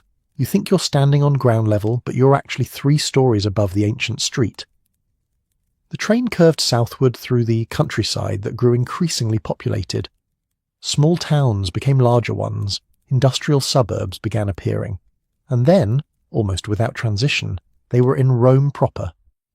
The eternal city absorbed them through its outskirts, past washing hung between ancient brick apartment buildings, past churches whose baroque facades hid medieval bones, past fragments of aqueducts standing in modern yards like stone ghosts haunting the present. The Stazione Termini swallowed their train into its iron and glass belly, a monument to 19th century engineering planted atop layers of earlier Romes. They emerged onto platforms crowded with travellers, vendors, priests, soldiers, tourists, pickpockets, and the general chaos that characterised Mediterranean urban life. The air carried complex scents, coffee and exhaust, stone warmed by sun, something floral Watson couldn't identify, and underneath it all the smell of age, of limestone that had been quarried and stacked and lived against for 2 millennia. Father Russo guided them through the station with practised ease, past customs that barely glanced at their documents, and out into late afternoon Roman sunlight that fell with almost physical weight. The light here was different from London's grey ambiguity or Paris's calculated elegance. It was golden and direct, the kind of light that had illuminated empire building, and still illuminated the empire's bones. They took a carriage through streets that seemed designed to confuse northerners accustomed to grid logic. Rome had grown like a living thing rather than being planned, its roads following ancient paths, its buildings accommodating terrain rather than imposing order on it. They passed the Colosseum's massive shell, crossed the Tiber's brown water, and entered the Trastevere district where Father Russo had arranged lodging in a pension run by an order of nuns who asked no questions and offered prayers with breakfast. The rooms were simple, but clean, with windows overlooking a courtyard where a fountain trickled with hypnotic persistence and pigeons conducted their eternal debates.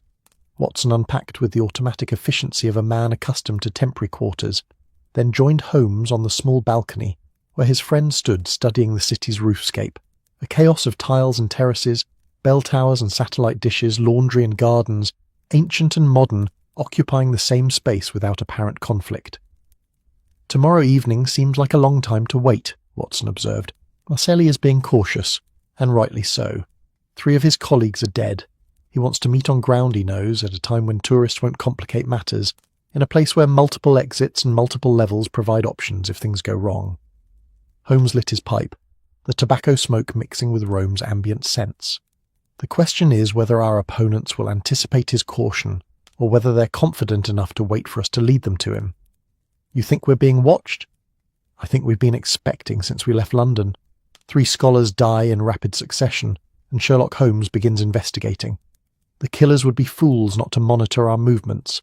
The trick is determining whether they want to stop us from reaching Marcelli, or whether they want us to reach him first, so we can lead them to whatever evidence he's hiding.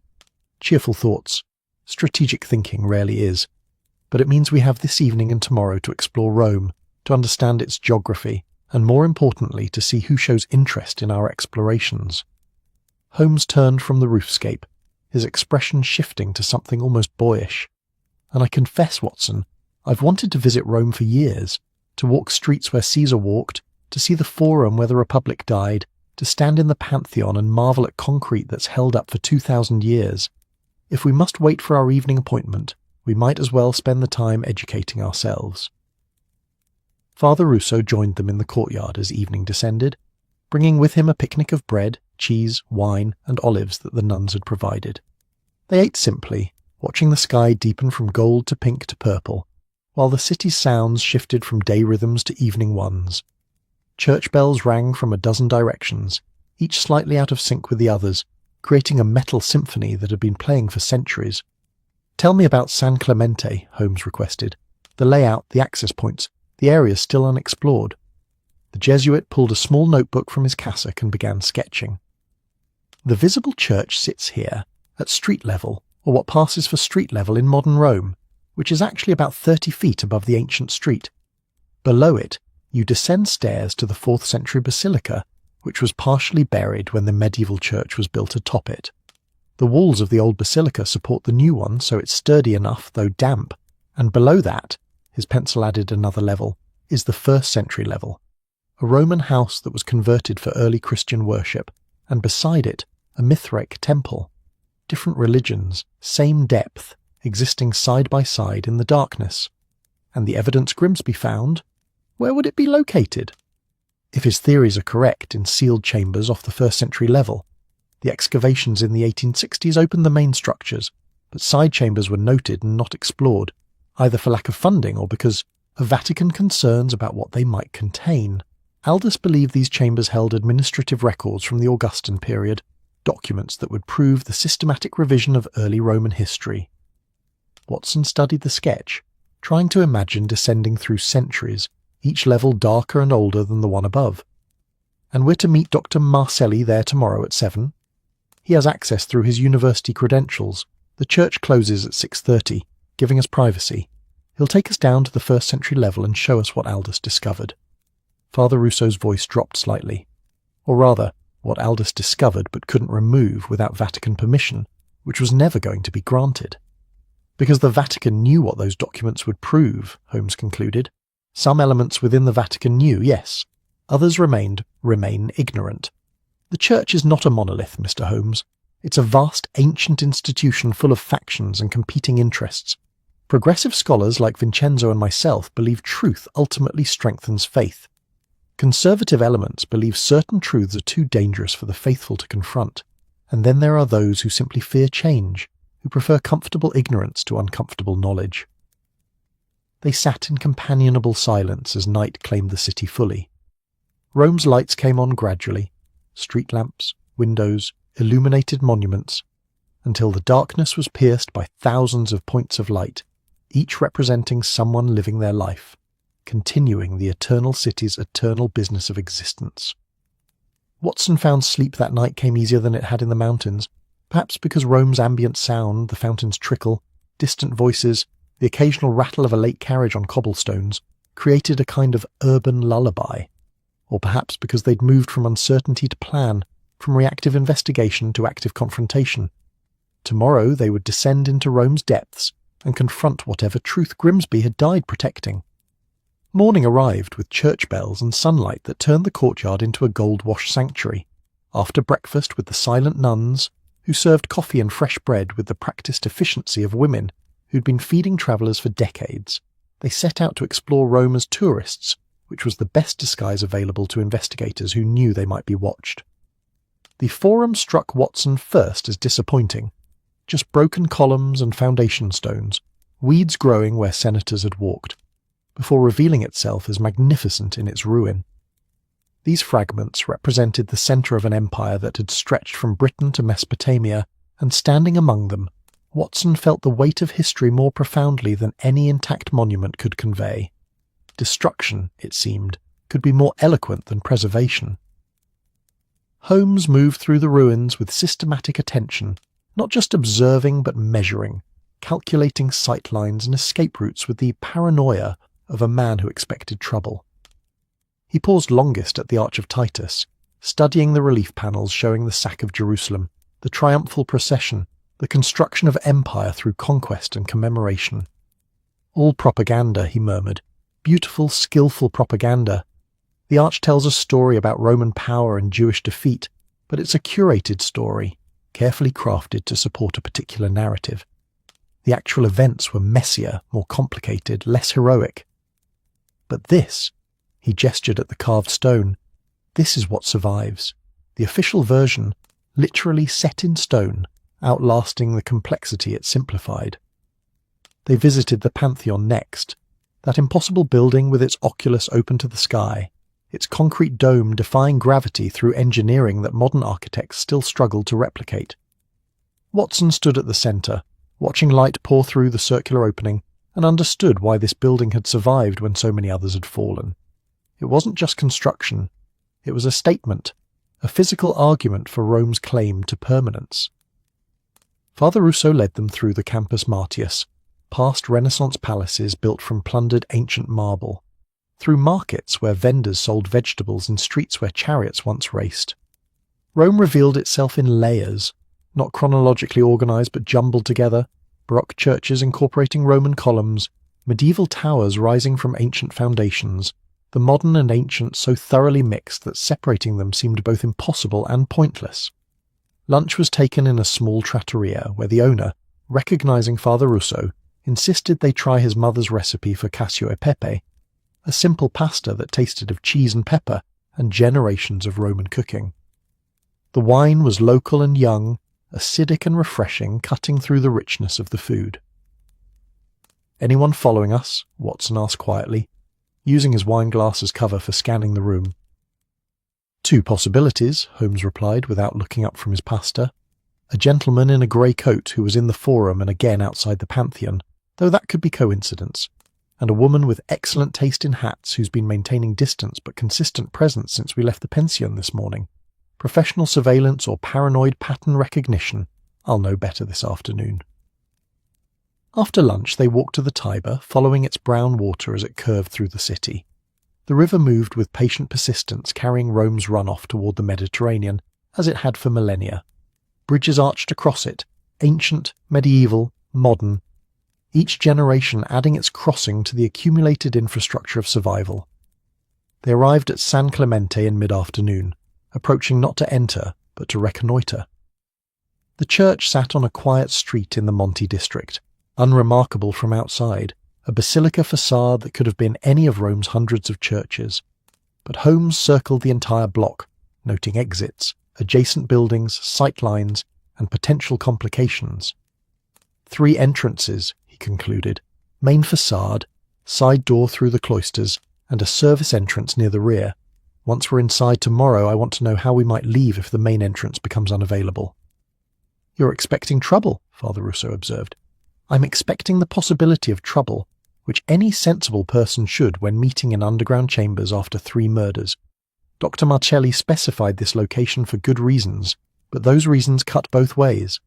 The multiple levels provide security and options, but they also provide isolation.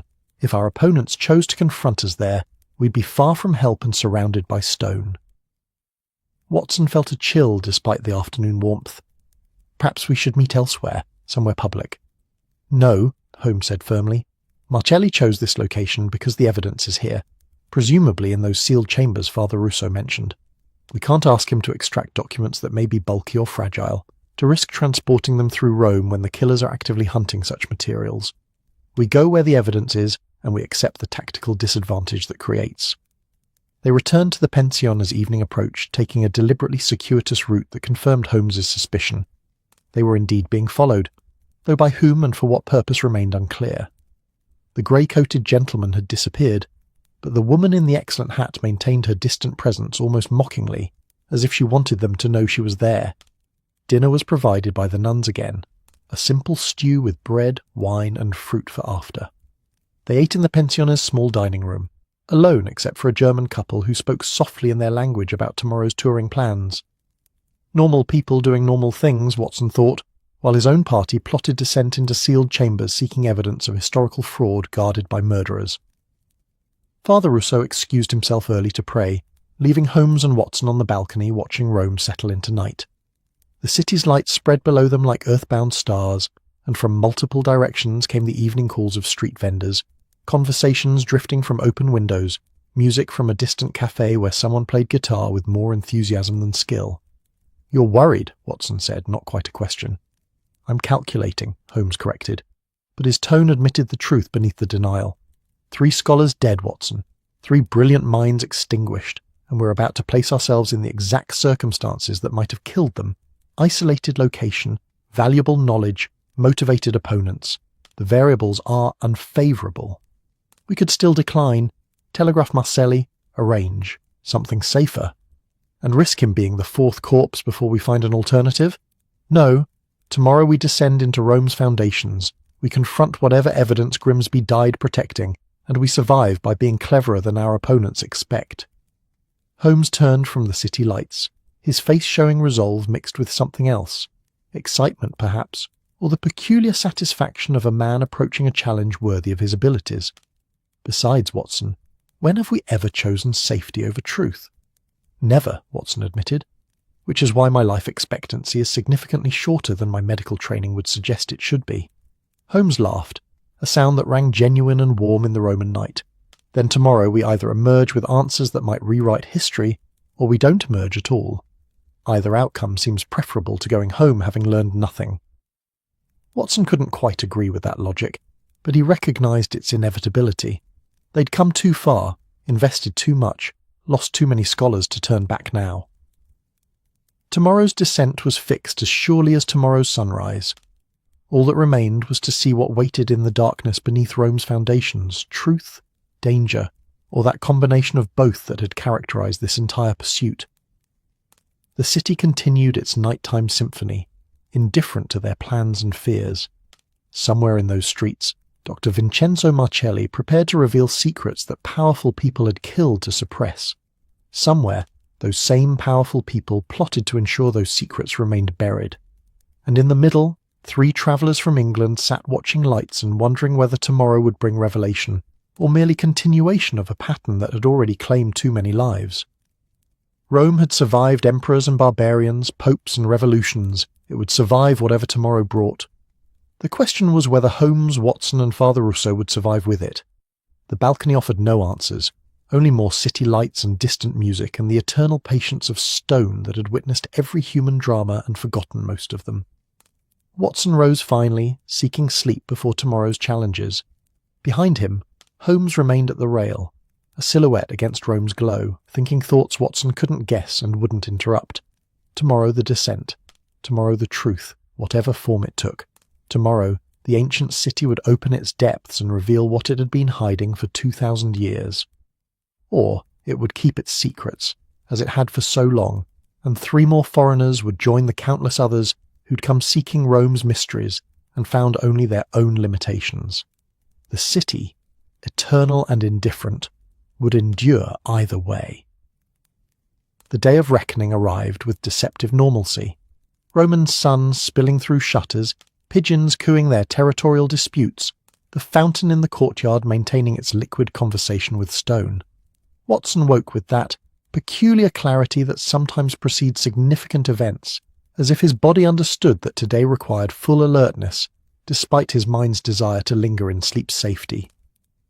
Holmes was already awake, naturally, sitting at the small desk reviewing notes he'd compiled over their journey. Papers covered the surface, Grimsby's correspondence, sketches of the tattoos, Father Russo's diagram of San Clemente's levels, photographs from Beaumont's cache. The accumulated evidence of their pursuit, organised with Holmes' characteristic precision into a pattern that presumably made sense to him. "Sleep well?" Holmes asked without looking up. "Well enough for a man preparing to descend into crypts while possibly being hunted by murderers. You?" "Slept hardly at all, but thought productively. I've been considering the psychology of our opponents. They've killed 3 times, or engineered circumstances resulting in 3 deaths, which suggests both significant resources and profound motivation. Yet they've left a trail. The deaths are connected. The pattern is visible to anyone looking carefully. Which means either they're confident they won't be caught, or they don't care if their actions are eventually understood. Or they're operating under time pressure," Watson suggested, joining Holmes at the desk. "Perhaps they need to eliminate everyone who knows Grimsby's secrets before those secrets become public." "Precisely. Which means Dr. Marcelli is in immediate danger, and by extension so are we." Holmes finally looked up, his grey eyes sharp with focus. "Today we must be simultaneously cautious and bold. Cautious in approach, bold in execution. The moment we descend into San Clemente, we're committed. There's no calling for police assistance from underground chambers, no convenient rescue if things turn hostile." Father Russo joined them for breakfast, which the nuns served with their usual silent efficiency. The Jesuit looked as if he'd spent the night in prayer rather than sleep, his face showing the particular weariness of a man who'd wrestled with God and wasn't certain who'd won. "I've been considering what we might find today," he said quietly, spreading jam on bread with distracted precision. Aldous believed the documents beneath San Clemente would prove Augustus commissioned a systematic revision of Roman history. But what if the truth is worse? What if the evidence shows not just revision but wholesale invention? What if Rome's entire founding narrative, the 7 kings, the Republic, even the dates and sequences we teach, is pure fiction constructed to legitimize imperial rule? Would that truly be worse? Watson asked. Isn't a known fiction preferable to a believed lie? For individuals seeking truth, perhaps, but for civilizations built on those lies, Western culture has organized itself around Roman precedents for 2,000 years. Our laws, our governments, our very concept of republic and empire, all modelled on Rome. If Rome itself is shown to be a carefully constructed myth, what does that say about everything we've built upon it? Holmes set down his coffee cup with a sound that seemed too loud in the quiet dining room. It says that human civilization is more resilient than the mythologies that spawn it. Rome's achievements were real regardless of how Romans chose to narrate their origins. The roads still carried trade, the aqueducts still delivered water, the legal codes still organized society. The story might be fiction, but the effects were factual. A comforting thought, Father Russo said, though his tone suggested he found it less than completely comforting. They spent the day in careful preparation disguised as tourist activity. Holmes insisted they visit the Capitoline museums, ostensibly to view ancient sculptures, but actually to study Roman historical presentation. The museums occupied palaces designed by Michelangelo, their halls filled with marble emperors and bronze warriors, each artifact accompanied by plaques explaining its significance in tones of reverent certainty. "Look at how history is presented here," Holmes murmured as they passed busts of the Julio-Claudian emperors, each labelled with dates, achievements, relationships, all stated as established fact. But how much of this is documented truth versus accumulated tradition versus outright propaganda? We've accepted these narratives for so long they've achieved the weight of truth through mere repetition. Watson found himself studying a statue of Augustus with new skepticism. The first emperor stood in a heroic pose, one arm raised in gesture of command, his face showing noble determination. But was this how Augustus actually looked, or how he wanted to be remembered? Was there even a difference once enough time had passed? They lunched at a cafe near the museum, choosing a table with clear views of the surrounding streets. The woman in the excellent hat, their persistent shadow from yesterday, appeared briefly at a newsstand across the piazza before disappearing into the midday crowd. Holmes noted her presence with a slight nod but made no comment. "She's maintaining surveillance but not approaching," he observed to Watson, once Father Russo had excused himself to the facilities, "which suggests she's either working alone and cautious, or she's part of a larger operation and merely one watcher among many. Should we confront her and reveal that we've noticed? No, better to let her believe she's successfully covert. Complacent watchers make mistakes. Alert ones become dangerous." The afternoon crawled toward evening with the particular slowness time adopts when one is waiting for something significant. They returned to the pension, ostensibly to rest before the evening appointment, but actually to review their plan once more. Holmes laid out the approach with military precision. Arrive separately. Father Russo entering first through his ecclesiastical privilege, Watson and Holmes following at intervals to make surveillance more difficult. Once inside, proceed immediately to the lower levels where Marcelli would be waiting. "And if it's a trap?" Watson asked the question they'd all been avoiding. "Then we spring it knowingly rather than blindly," Holmes replied, "which provides at least some advantage. But I don't believe it's a trap, Watson. Marcelli has as much to fear from our opponents as we do. More, actually, since he's been living in Rome while they operate. If he'd been compromised, he'd simply have disappeared like the others. The fact that he's arranged this meeting suggests he still believes secrecy is maintained." "Or that he's desperate enough to risk exposure for help," Father Russo added, returning to the room. 3 of his colleagues are dead. He knows he's likely next. Better to reveal the evidence now, even at personal risk, than to die with it still hidden. As evening approached, Watson felt the familiar pre-action tension settling into his chest. The heightened awareness, the slight quickening of pulse, the mental cataloguing of potential threats and responses. His military training, dormant in Baker Street's domestic calm, reasserted itself in these moments. He was a soldier again, preparing for engagement with unknown enemies on unfamiliar ground.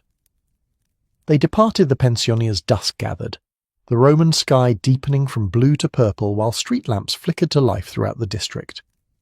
Father Russo left first, his black cassock making him just another priest in a city full of clergy, moving with the unhurried purpose of a man on ecclesiastical business. Watson and Holmes waited 10 minutes before following, taking separate routes through streets that grew quieter as working Rome headed home for dinner. San Clemente in the evening had a different character than it had shown during their afternoon reconnaissance. The street held only scattered pedestrians, and the church itself seemed to draw darkness around it like a cloak, its facade barely illuminated by the nearest street lamp. Watson approached from the east, noting that Holmes had already entered through the main portal, his tall figure visible briefly before the door closed behind him. The church interior was dim, lit by scattered candles and the fading daylight through high windows. The space felt larger at night, the vaulted ceiling disappearing into shadows, the side chapels becoming pockets of concentrated darkness. A few tourists lingered, elderly American couple consulting a guidebook, a young Italian woman lighting candles, a German scholar photographing architectural details. But they were departing as Watson entered, the church's closing time sending them reluctantly toward the exits. Father Russo appeared from a side chapel, gesturing subtly toward a door marked Privato. Watson crossed to him, noting Holmes already waiting in the shadows near the entrance. The priest produced a key, unlocked the door and ushered them through into a stone corridor lit by bare electric bulbs that seemed offensively modern against the ancient walls. "The excavations are this way," Father Russo said quietly, leading them down a flight of worn stone steps. The 4th century basilica first, then down again to the 1st century level. Vincenzo should be waiting in the Mithric temple. It's the most secure location, only one entrance and good acoustics if anyone approaches. They descended through stone that grew progressively older, the walls changing from medieval brick to Roman concrete, the air becoming cooler and carrying that particular scent of underground. Damp earth, old stone, accumulated time made tangible. The electric lighting gave way to oil lamps set in ancient niches, casting flickering shadows that made the walls seem to breathe. The 4th century basilica spread before them like a ghost of former grandeur, columns still standing, fragments of frescoes showing saints and martyrs, the outline of an altar where Mass had been celebrated when Rome was Christianity's new capital. But everything was dim, preserved but lifeless, a church buried by the church above it, serving as foundation rather than sanctuary. "Down again," Father Russo said, indicating another stairway, this one narrower and darker. "The 1st century. Vincenzo?" No answer came from the darkness below. Watson felt his military instincts sharpen into alarm. Silence where there should be greeting meant danger or absence, neither comfortable options.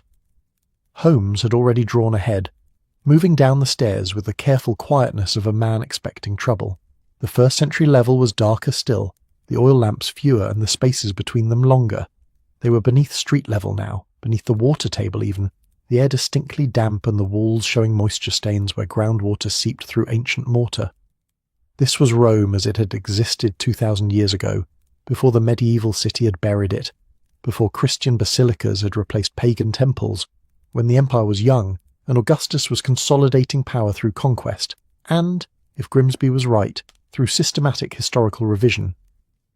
The Mithric temple occupied a chamber to their left, a long narrow room with a vaulted ceiling and stone benches along the walls where initiates had once gathered to worship the soldier's god brought from Persia. At the far end, a relief showed Mithras slaying the cosmic bull, his cape flying dramatically, stars scattered around the scene in symbolic profusion.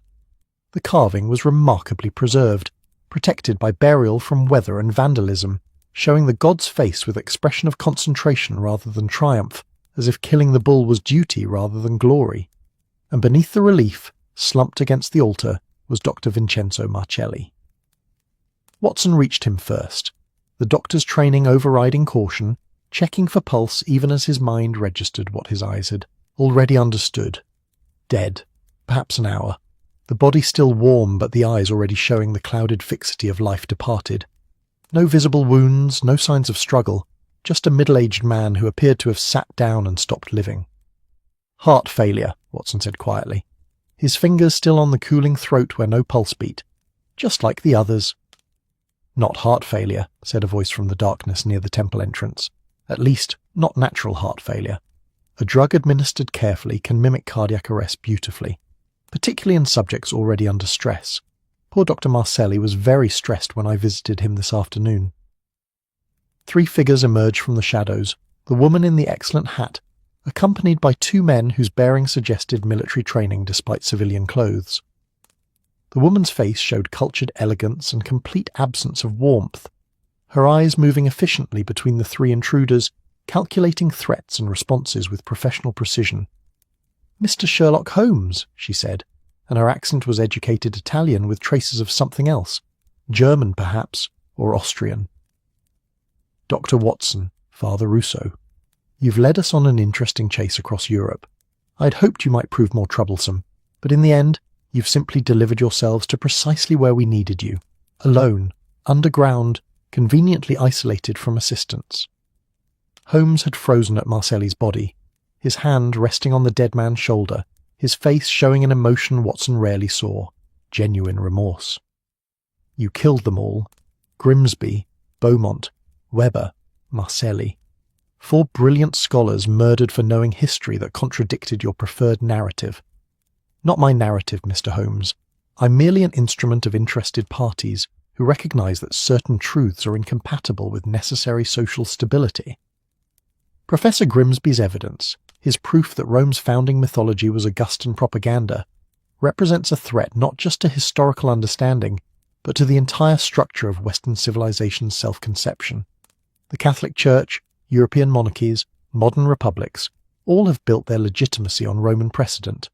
Remove the foundation, and the building becomes unstable. "So you murder anyone who might reveal that the foundation is sand?" Father Rousseau's voice carried genuine anger beneath its usual calm. "We preserve necessary order, Father. Surely you understand. You're a Jesuit. Your order has spent centuries managing dangerous knowledge, deciding what the faithful should know and what they should be protected from. We're simply continuing that tradition in secular form. By killing scholars who sought truth, by preventing chaos that would result from truth carelessly revealed. The knowledge Grimsby gathered will eventually emerge. I'm not naive enough to believe we can suppress it forever. But we can control the timing, the context, the interpretation.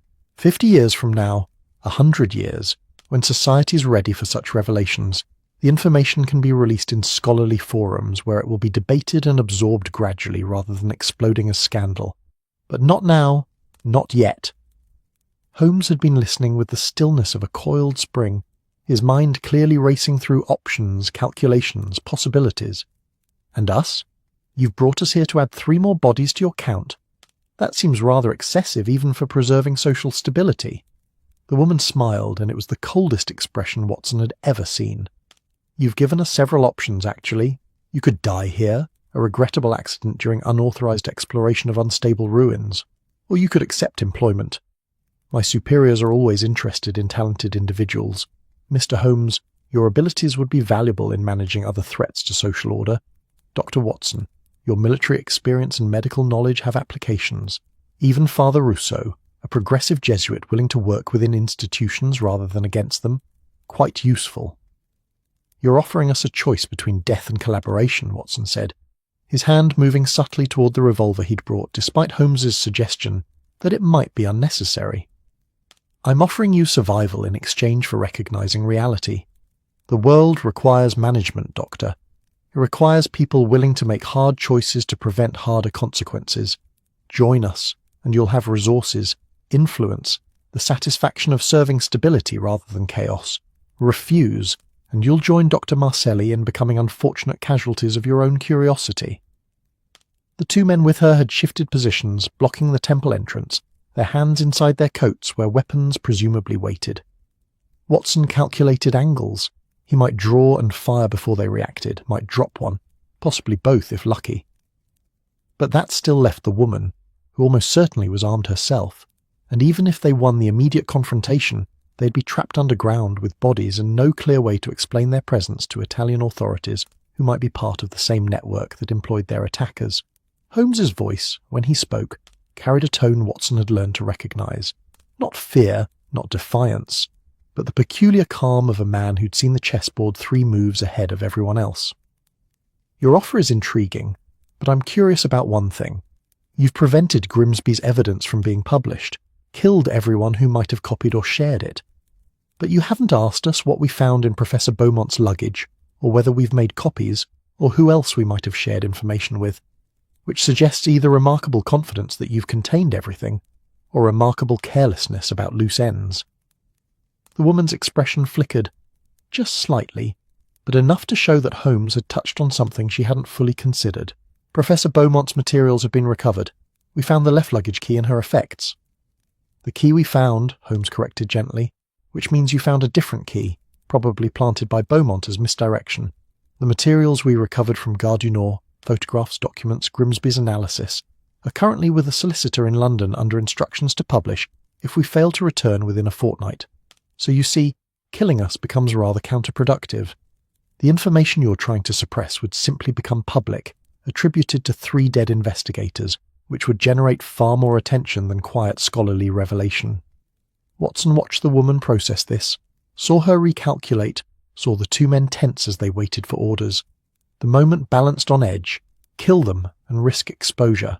Let them live and accept that control had slipped. Father Rousseau spoke into the tension, his voice carrying calm authority. Moreover, you've failed to consider that the Church itself might prefer honest revelation to continued suppression. Not all of us believe hiding truth serves faith. Some of us believe truth is faith's foundation, uncomfortable though it may be. I've already written to my superiors in Rome outlining what we've learned. Their response will determine how the Vatican approaches this information, suppression or scholarly integration. Either way, your unilateral authority to manage this situation has ended. The woman stared at him with an expression moving from calculation to something like respect. You've outmaneuvered us. Multiple copies, multiple parties informed, multiple routes to publication. Classic information security through distribution. I underestimated you all, which was my error. She was silent for a moment, then gestured to her companions. We're leaving, but understand, this isn't over. We've been managing dangerous knowledge for longer than you've been alive, and we'll continue managing it. If you publish, we'll challenge the authenticity. If you present evidence, we'll present counter-evidence. If you create scandal, we'll create doubt. Truth is less powerful than you imagine, gentlemen. People believe what they want to believe, what serves their needs. Even definitive proof of Roman historical revision won't shake faith or destabilize civilization. It will simply become another controversy, debated endlessly, eventually forgotten. Perhaps, Holmes said, but that's preferable to murder in service of comfortable lies. The 3 figures retreated toward the stairs, dissolving into darkness the way they'd emerged from it. Watson kept his hand on his revolver until their footsteps faded, until even the echo of their departure had settled into the temple's ancient silence. Only then did he allow himself to breathe properly, to feel the tension drain from muscles that had been preparing for violence. Holmes knelt again beside Marcelli's body, his hand gentle on the dead man's shoulder. 4 casualties in our war between truth and power. 4 brilliant minds extinguished because they learned history that contradicted official narratives. His voice carried rare sorrow. We've won the immediate confrontation, Watson, but at what cost? Father Rousseau had moved to the relief of Mithras slaying the bull, his hand tracing the ancient carving. Vincenzo once told me this scene represented sacrifice, the bull's death bringing life to the world. He wondered if truth sometimes required similar sacrifice. People die so that knowledge might live. I told him that was too pessimistic, that the truth could be revealed without bloodshed. The priest's voice broke slightly. I was wrong. Watson looked around the Mithric temple, this space where Roman soldiers had gathered 2,000 years ago to worship an imported god, where they'd shared mysteries and bound themselves in brotherhood. The room had witnessed countless rituals, heard countless prayers, and now it held one more death, one more sacrifice on the altar of contested truths. We should inform the authorities, he said finally, the practical necessities of death reasserting themselves. Marcelli's family should know. The body shouldn't be left here. The Vatican will handle it quietly, Father Rousseau said. A scholar died during research in the excavations. Tragic accident. It will barely make local news, and what news it makes will be carefully managed. Vincenzo knew the risks. He chose to meet us anyway, chose to die attempting revelation rather than live in suppression. They stood in silence, 3 foreigners beneath Rome's ancient streets, surrounded by layers of history, literal and metaphorical. Above them, the modern city continued its evening, restaurants filling, theatres opening, lovers walking hand in hand through piazzas where fountains sang their liquid songs. Normal life proceeded while beneath it, in darkness and damp, the consequences of seeking truth manifested in cooling flesh and extinguished brilliance. Holmes rose finally, his face showing resolve beneath sorrow. We return to London. We organise what we know, present it properly, let scholarly debate determine what's accepted and what's rejected. That's how Grimsby would have wanted it. Not as scandal, but as evidence. Not as a weapon, but as a contribution to understanding. He looked at Father Russo. Can you arrange publication through legitimate academic channels? Something that presents findings without sensationalism, that invites evaluation rather than demanding acceptance? I can try, the priest said. Though it may take years. Academic publishing moves slowly, and these claims will face extraordinary scrutiny. But yes, it can be done. It should be done. Aldous and the others deserve that much, to have their work evaluated honestly rather than suppressed completely. They ascended through Rome's layers, 1st century to 4th century to 12th century to modern street level, moving from ancient darkness toward contemporary light, from death toward life, from mystery toward whatever counted as resolution in a case where truth had proven so expensive. Outside, night had claimed the city fully, but Rome's lights transformed darkness into something less than day but more than night, a liminal state where shadows held substance and stone held memory. They walked back to the pension in silence, each processing what they'd witnessed, what they'd learned, what they'd failed to prevent. The chase was over. The evidence was gathered. The truth, such as it was, would emerge slowly through proper channels.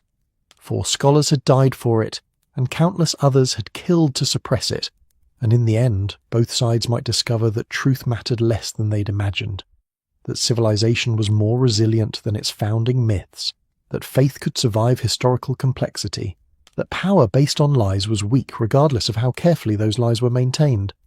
Or perhaps they'd discover the opposite, that myths mattered profoundly, that societies built on comfortable fictions couldn't endure uncomfortable facts, that the choice between truth and stability was genuine rather than false. Rome, eternal city, had witnessed this debate countless times across its long existence. It offered no answers, only more layers, more history, more complexity beneath every apparent certainty. The stones remained silent, and the darkness beneath the streets kept its counsel, and the 3 foreigners who descended into those depths emerged changed but not enlightened, informed but not satisfied. Tomorrow London. Tomorrow the slow work of scholarship and revelation. Tomorrow the attempt to honour the dead by ensuring their discoveries reached people capable of evaluating them honestly. But tonight, simply grief for 4 brilliant minds extinguished, and the ancient question that had no comfortable answer. Was truth worth the cost of its revelation, or was ignorance sometimes the kinder choice? Rome, which had built empires on manufactured histories and survived their collapse, offered no judgment either way. The journey home began with rain. Roman rain that fell with Mediterranean intensity, turning cobblestones into mirrors and filling the Tiber until it ran brown and urged toward the sea. Watson stood at the pension window watching water reshape the courtyard, the fountain's patient trickle overwhelmed by weather's temporary violence. Behind him, Holmes packed with methodical efficiency, folding clothes and arranging papers into their travelling cases, as if order imposed on luggage might impose order on the chaos they were leaving behind. Father Russo had departed at dawn to make arrangements for Marcelli's body, and to begin the delicate work of informing Vatican authorities about what they'd discovered. His last words to Holmes had been practical but weighted. Truth has momentum now. Whatever we choose, whatever they attempt, the information will eventually surface. The only question is whether it emerges as a scholarship or scandal. The train north carried them through Italy, transformed by rain. Fields gleaming, rivers swollen, the landscape rendered in watercolours that ran and blurred at their edges. Watson watched the countryside slide past, thinking about layers. Rome had taught him that history existed in strata, each age building atop what came before, burying it but not erasing it. The truth about Augustus and manufactured history was like that, buried but not gone, waiting for excavation, for someone willing to dig deep enough. Holmes sat opposite, reading a Roman newspaper with the focused attention he gave to sources that might reveal more than they intended. After several minutes, he folded it carefully and set it aside. Marcelli's death has been reported. Prominent archaeologist suffers fatal heart attack during research in historic church excavations. No mention of foul play, naturally, no mention of us. The Vatican's machinery of discretion operates efficiently. Will there be an investigation? By Italian authorities? Unlikely. The Vatican has considerable influence, and a scholar dying of apparent natural causes during authorized research generates minimal official curiosity by parties interested in what Marcelli knew. That investigation is undoubtedly ongoing, though they'll find we've already secured what evidence existed and distributed it beyond their reach. Do you believe what you told that woman about leaving materials with a solicitor? Holmes smiled faintly. I believe in the power of plausible bluff, Watson. We did indeed photograph Beaumont's documents and send copies to my brother Mycroft, who occupies a position in the British government that makes him simultaneously accessible and untouchable. Whether Mycroft will publish those documents or quietly archive them is another question entirely. But our opponents don't know that, and their uncertainty provides protection. They crossed back into Switzerland as afternoon deepened, the Alps emerging from the clouds with that particular drama of mountains reserved for moments of revelation. The train climbed through familiar valleys, past villages they'd seen days earlier when the world had contained fewer bodies and more hope. Watson found himself thinking of the mountain stillness, that interlude when Holmes had philosophized about power and narrative, about societies building themselves on comfortable fictions. It seemed prophetic now, that pause before descent, that moment of contemplation before confronting what waited in Rome's depths. Do you regret it? Watson asked suddenly. Taking the case. 4 people are dead, and we've accomplished what exactly? I gathered evidence that may never be published, challenged a conspiracy we can't prove exists, survived by luck as much as skill. Holmes was quiet for a long moment, his gaze fixed on mountains that rose with indifferent permanence. I regret that truth proved so expensive. I regret that brilliant minds were extinguished by those who feared knowledge more than they valued life. But do I regret pursuing truth despite those costs? No, Watson. The alternative, accepting that scholars can be murdered with impunity for their research, that alternative is worse than any consequence of investigation. Even if the truth we discovered changes nothing, that woman was right about one thing. People believe what serves their needs. Proof of Roman historical fabrication won't shake Western civilization's foundations. It will be debated, disputed, eventually filed away as interesting, but not urgent. Perhaps. But we've done what Grimsby and the others couldn't. We've survived. And in surviving, we've ensured their evidence exists outside the control of those who'd suppress it entirely. That's not nothing, Watson. That's the continuation of scholarship despite opposition. That's the truth, refusing to die with the scholars who discovered it. They reached Paris at evening, the city's lights blurred by persistent drizzle that seemed less violent than Rome's downpour but more resigned, as if Parisian rain had accepted that weather was its permanent condition. They had 4 hours before the boat train to Calais, so they took a cab through familiar streets to the Latin Quarter, to the building where Catherine Beaumont had lived and died. The concierge remembered them, her suspicion giving way to cautious welcome. You found what you were looking for? We found what Professor Beaumont died protecting, Holmes replied. Her work will be published, attributed properly, her contribution to scholarship acknowledged. It's a small comfort for her death, but it's what we can offer. The woman's face softened slightly. She would have liked that. She spoke often of legacy, of work outlasting the worker. Perhaps she knew her time was limited. Perhaps we all know, if we listen to our body's warnings. She paused, then added, There's a package. It arrived 2 days ago, addressed to colleagues of Professor Beaumont should they call. I was instructed to give it to English visitors asking after her. She produced a small parcel wrapped in brown paper and tied with string, Beaumont's handwriting on the outside confirming its authenticity. Holmes opened it carefully to reveal a notebook. The professor's personal journal, its pages filled with observations about Grimsby's research, her own interpretations, thoughts on methodology and implications. On the final page, dated 3 days before her death, she'd written, "If you're reading this, I'm dead, and you're the colleagues Aldous hoped would finish what we started. The evidence we gathered proves beyond reasonable doubt that Augustus commissioned systematic revision of early Roman history, that Rome's founding mythology was constructed to legitimize imperial rule. This matters not because it changes the facts of Roman achievement, but because it reveals how power manufactures legitimacy through narrative control. Every society does this. Rome simply did it with exceptional skill. Reveal this truth carefully, present it as scholarship, not scandal, and remember that the goal is understanding, not destruction. We build on foundations that are both factual and fictional, and distinguishing between them makes us wiser rather than weaker." CB. Watson felt something catch in his throat. This message from a dead woman, her final contribution to work that had cost her life. Beaumont had known she was in danger, had prepared this testament knowing she might not survive to deliver it herself. Yet she'd written with hope rather than fear, with faith that knowledge would continue beyond her death. "We'll honour this," Holmes said quietly, closing the journal with reverence. "We'll present the evidence exactly as she suggested. Scholarship, not scandal. Understanding, not destruction. It's what they all would have wanted." The Channel crossing was rough, October storms making the water restless, and the ferry's motion pronounced.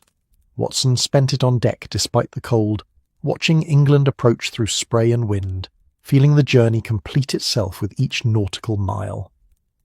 They'd left London chasing a mystery about a tattooed map and a dead scholar. They returned with evidence of historical fabrication, 4 bodies behind them, and questions about truth's value that had no comfortable answers. Baker Street welcomed them with familiar warmth, Mrs. Hudson's relief at their safe return, the fire already laid and waiting for lighting, the rooms unchanged despite the traveller's transformation. Holmes immediately began organising materials, spreading documents across every surface, beginning the meticulous work of preparing evidence for scholarly presentation.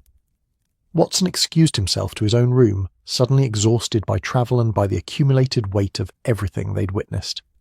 He slept deeply, despite afternoon light, waking only when evening had fully claimed London and the sounds of Baker Street, cabs rattling past, vendors calling their wares, the comfortable bustle of urban life, announced that normal existence continued regardless of foreign adventures and uncomfortable revelations.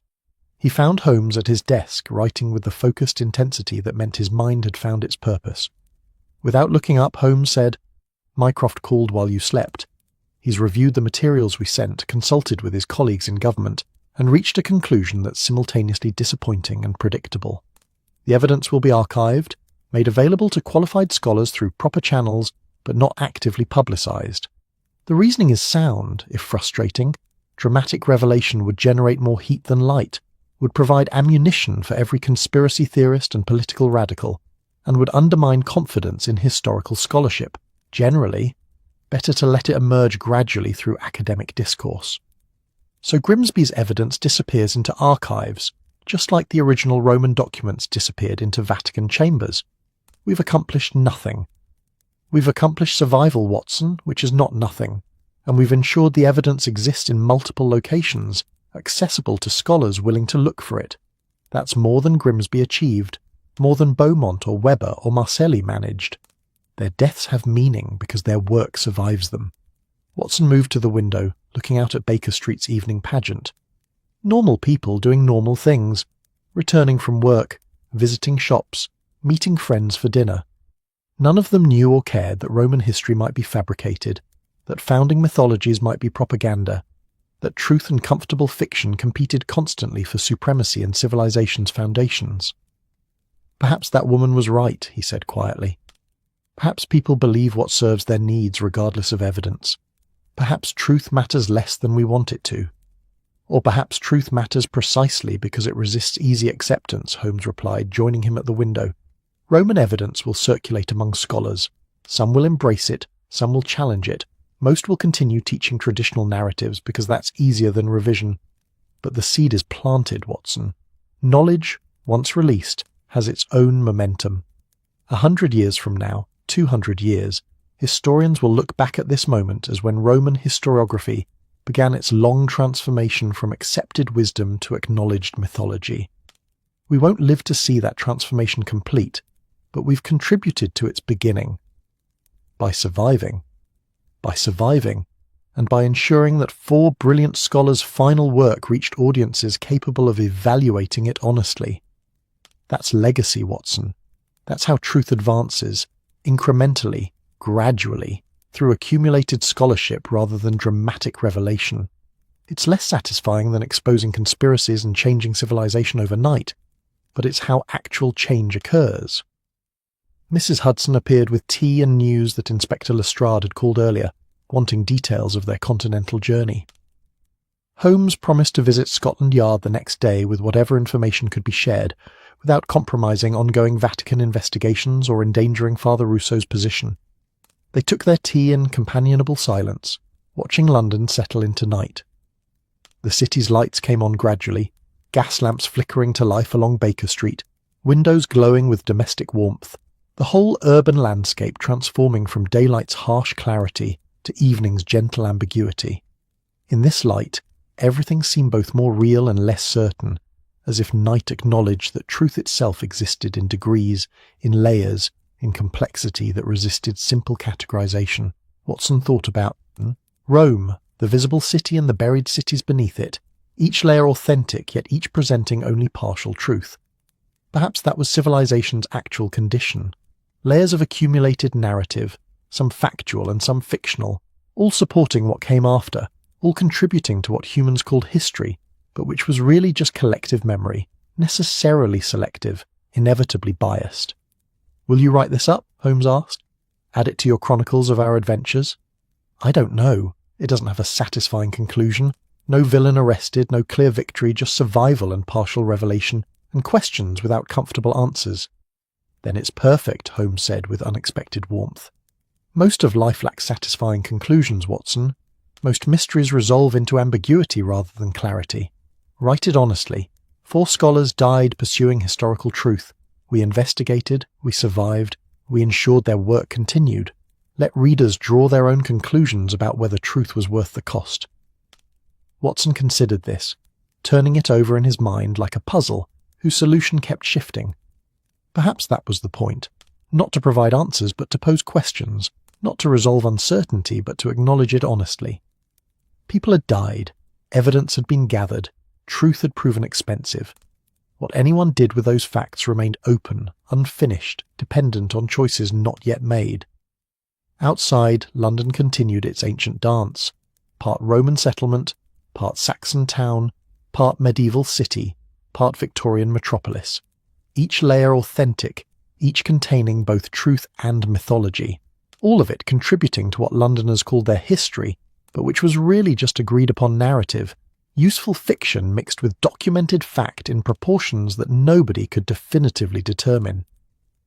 Holmes returned to his desk, his pen moving across paper with assured strokes. Watson remained at the window, watching and thinking. Tomorrow would bring ordinary cases, stolen jewellery, missing persons, domestic disputes requiring detection. The world would continue its customary business, neither transformed by their discoveries nor diminished by their survival. But somewhere in Vatican archives, in British government files, in scholarly publications slowly making their way toward eventual release, evidence existed that Rome's founding was mythology rather than history, and someday, perhaps centuries hence, that evidence would fully emerge into public consciousness, would reshape how Western civilization understood its own origins, would demonstrate that even empires built themselves on stories as much as stones. Or perhaps not. Perhaps comfortable myths would prove more resilient than uncomfortable truths. Perhaps people would choose familiar narratives over accurate history. Perhaps truth mattered less than humans wanted to believe. Either way, the work was done. The evidence is preserved. The dead are honoured through continuation of their scholarship. 4 lives had purchased this knowledge, and whether that purchase proved worthwhile remained to be seen. Watson picked up his pen finally, opened his journal, and began writing. Not conclusions, but questions. Not answers, but honest uncertainty. The case of the tattooed map, the murdered scholars, the manufactured history, all of it recorded faithfully, ambiguity and all. Outside, fog began gathering in Baker Street, London's customary blanket settling over the city for night. The familiar sounds grew muffled. Hoofbeats softened, voices distant, the whole urban symphony playing at reduced volume. In this fog, in this darkness, truth and fiction became difficult to distinguish, which seemed appropriate for a case about how stories shaped civilization. Holmes glanced up from his writing. Sleep well, Watson. Tomorrow brings fresh mysteries, and this one, for better or worse, is complete. Watson wasn't certain he agreed that it was complete, but he was certain he was exhausted. He retired to his room, leaving Holmes to his documentation, Baker Street to its fog, and London to its accumulated layers of history, both real and imagined. The comfortable myth continued. Truth resided in archives, available but not insistent, present but not demanding. And somewhere between those two poles, mythology and evidence, story and fact, civilization maintained its ancient dance, building on foundations that were neither entirely solid nor entirely fictional, but something more complex than simple categories could capture. Rome, eternal city, kept its secrets and shared them simultaneously. The game was over. The game continued. Truth advanced incrementally. Comfortable lies persisted comfortably. And in Baker Street, as fog thickened and night deepened, two travellers home from foreign wars settled back into domestic rhythms, carrying knowledge that might or might not matter, that might or might not change anything, that might or might not justify the cost of its acquisition. The only certainty was uncertainty. The only conclusion was continuation. The only answer was more questions. Watson reflected as sleep finally claimed him. Probably the most honest ending possible for a case about truth, power, and the stories humans told themselves to make sense of chaos they could never fully control. The night settled. London slept. And the comfortable myths that sustained civilization persisted, challenged but not destroyed, questioned but not abandoned, existing in that ambiguous space between lies and truth where most of human culture actually resided. Tomorrow would bring clarity, perhaps, or merely more fog. Either way, the scholar's work survived them, and that, in the end, was all that could be reasonably expected. That's our story tonight. Perhaps you're resting beneath the calm night of Athens, the warm ocean breeze of Darwin, the peaceful evening glow of Quebec City, or the soft starlit silence of Sapporo. If this tale brought you peace, like the episode and subscribe for more nights wrapped in quiet comfort. Let the stillness settle in your heart. Let your thoughts drift lightly. Let your dreams unfold like soft waves in the dark. Sleep peacefully now, wherever you are in this wide and wondrous world.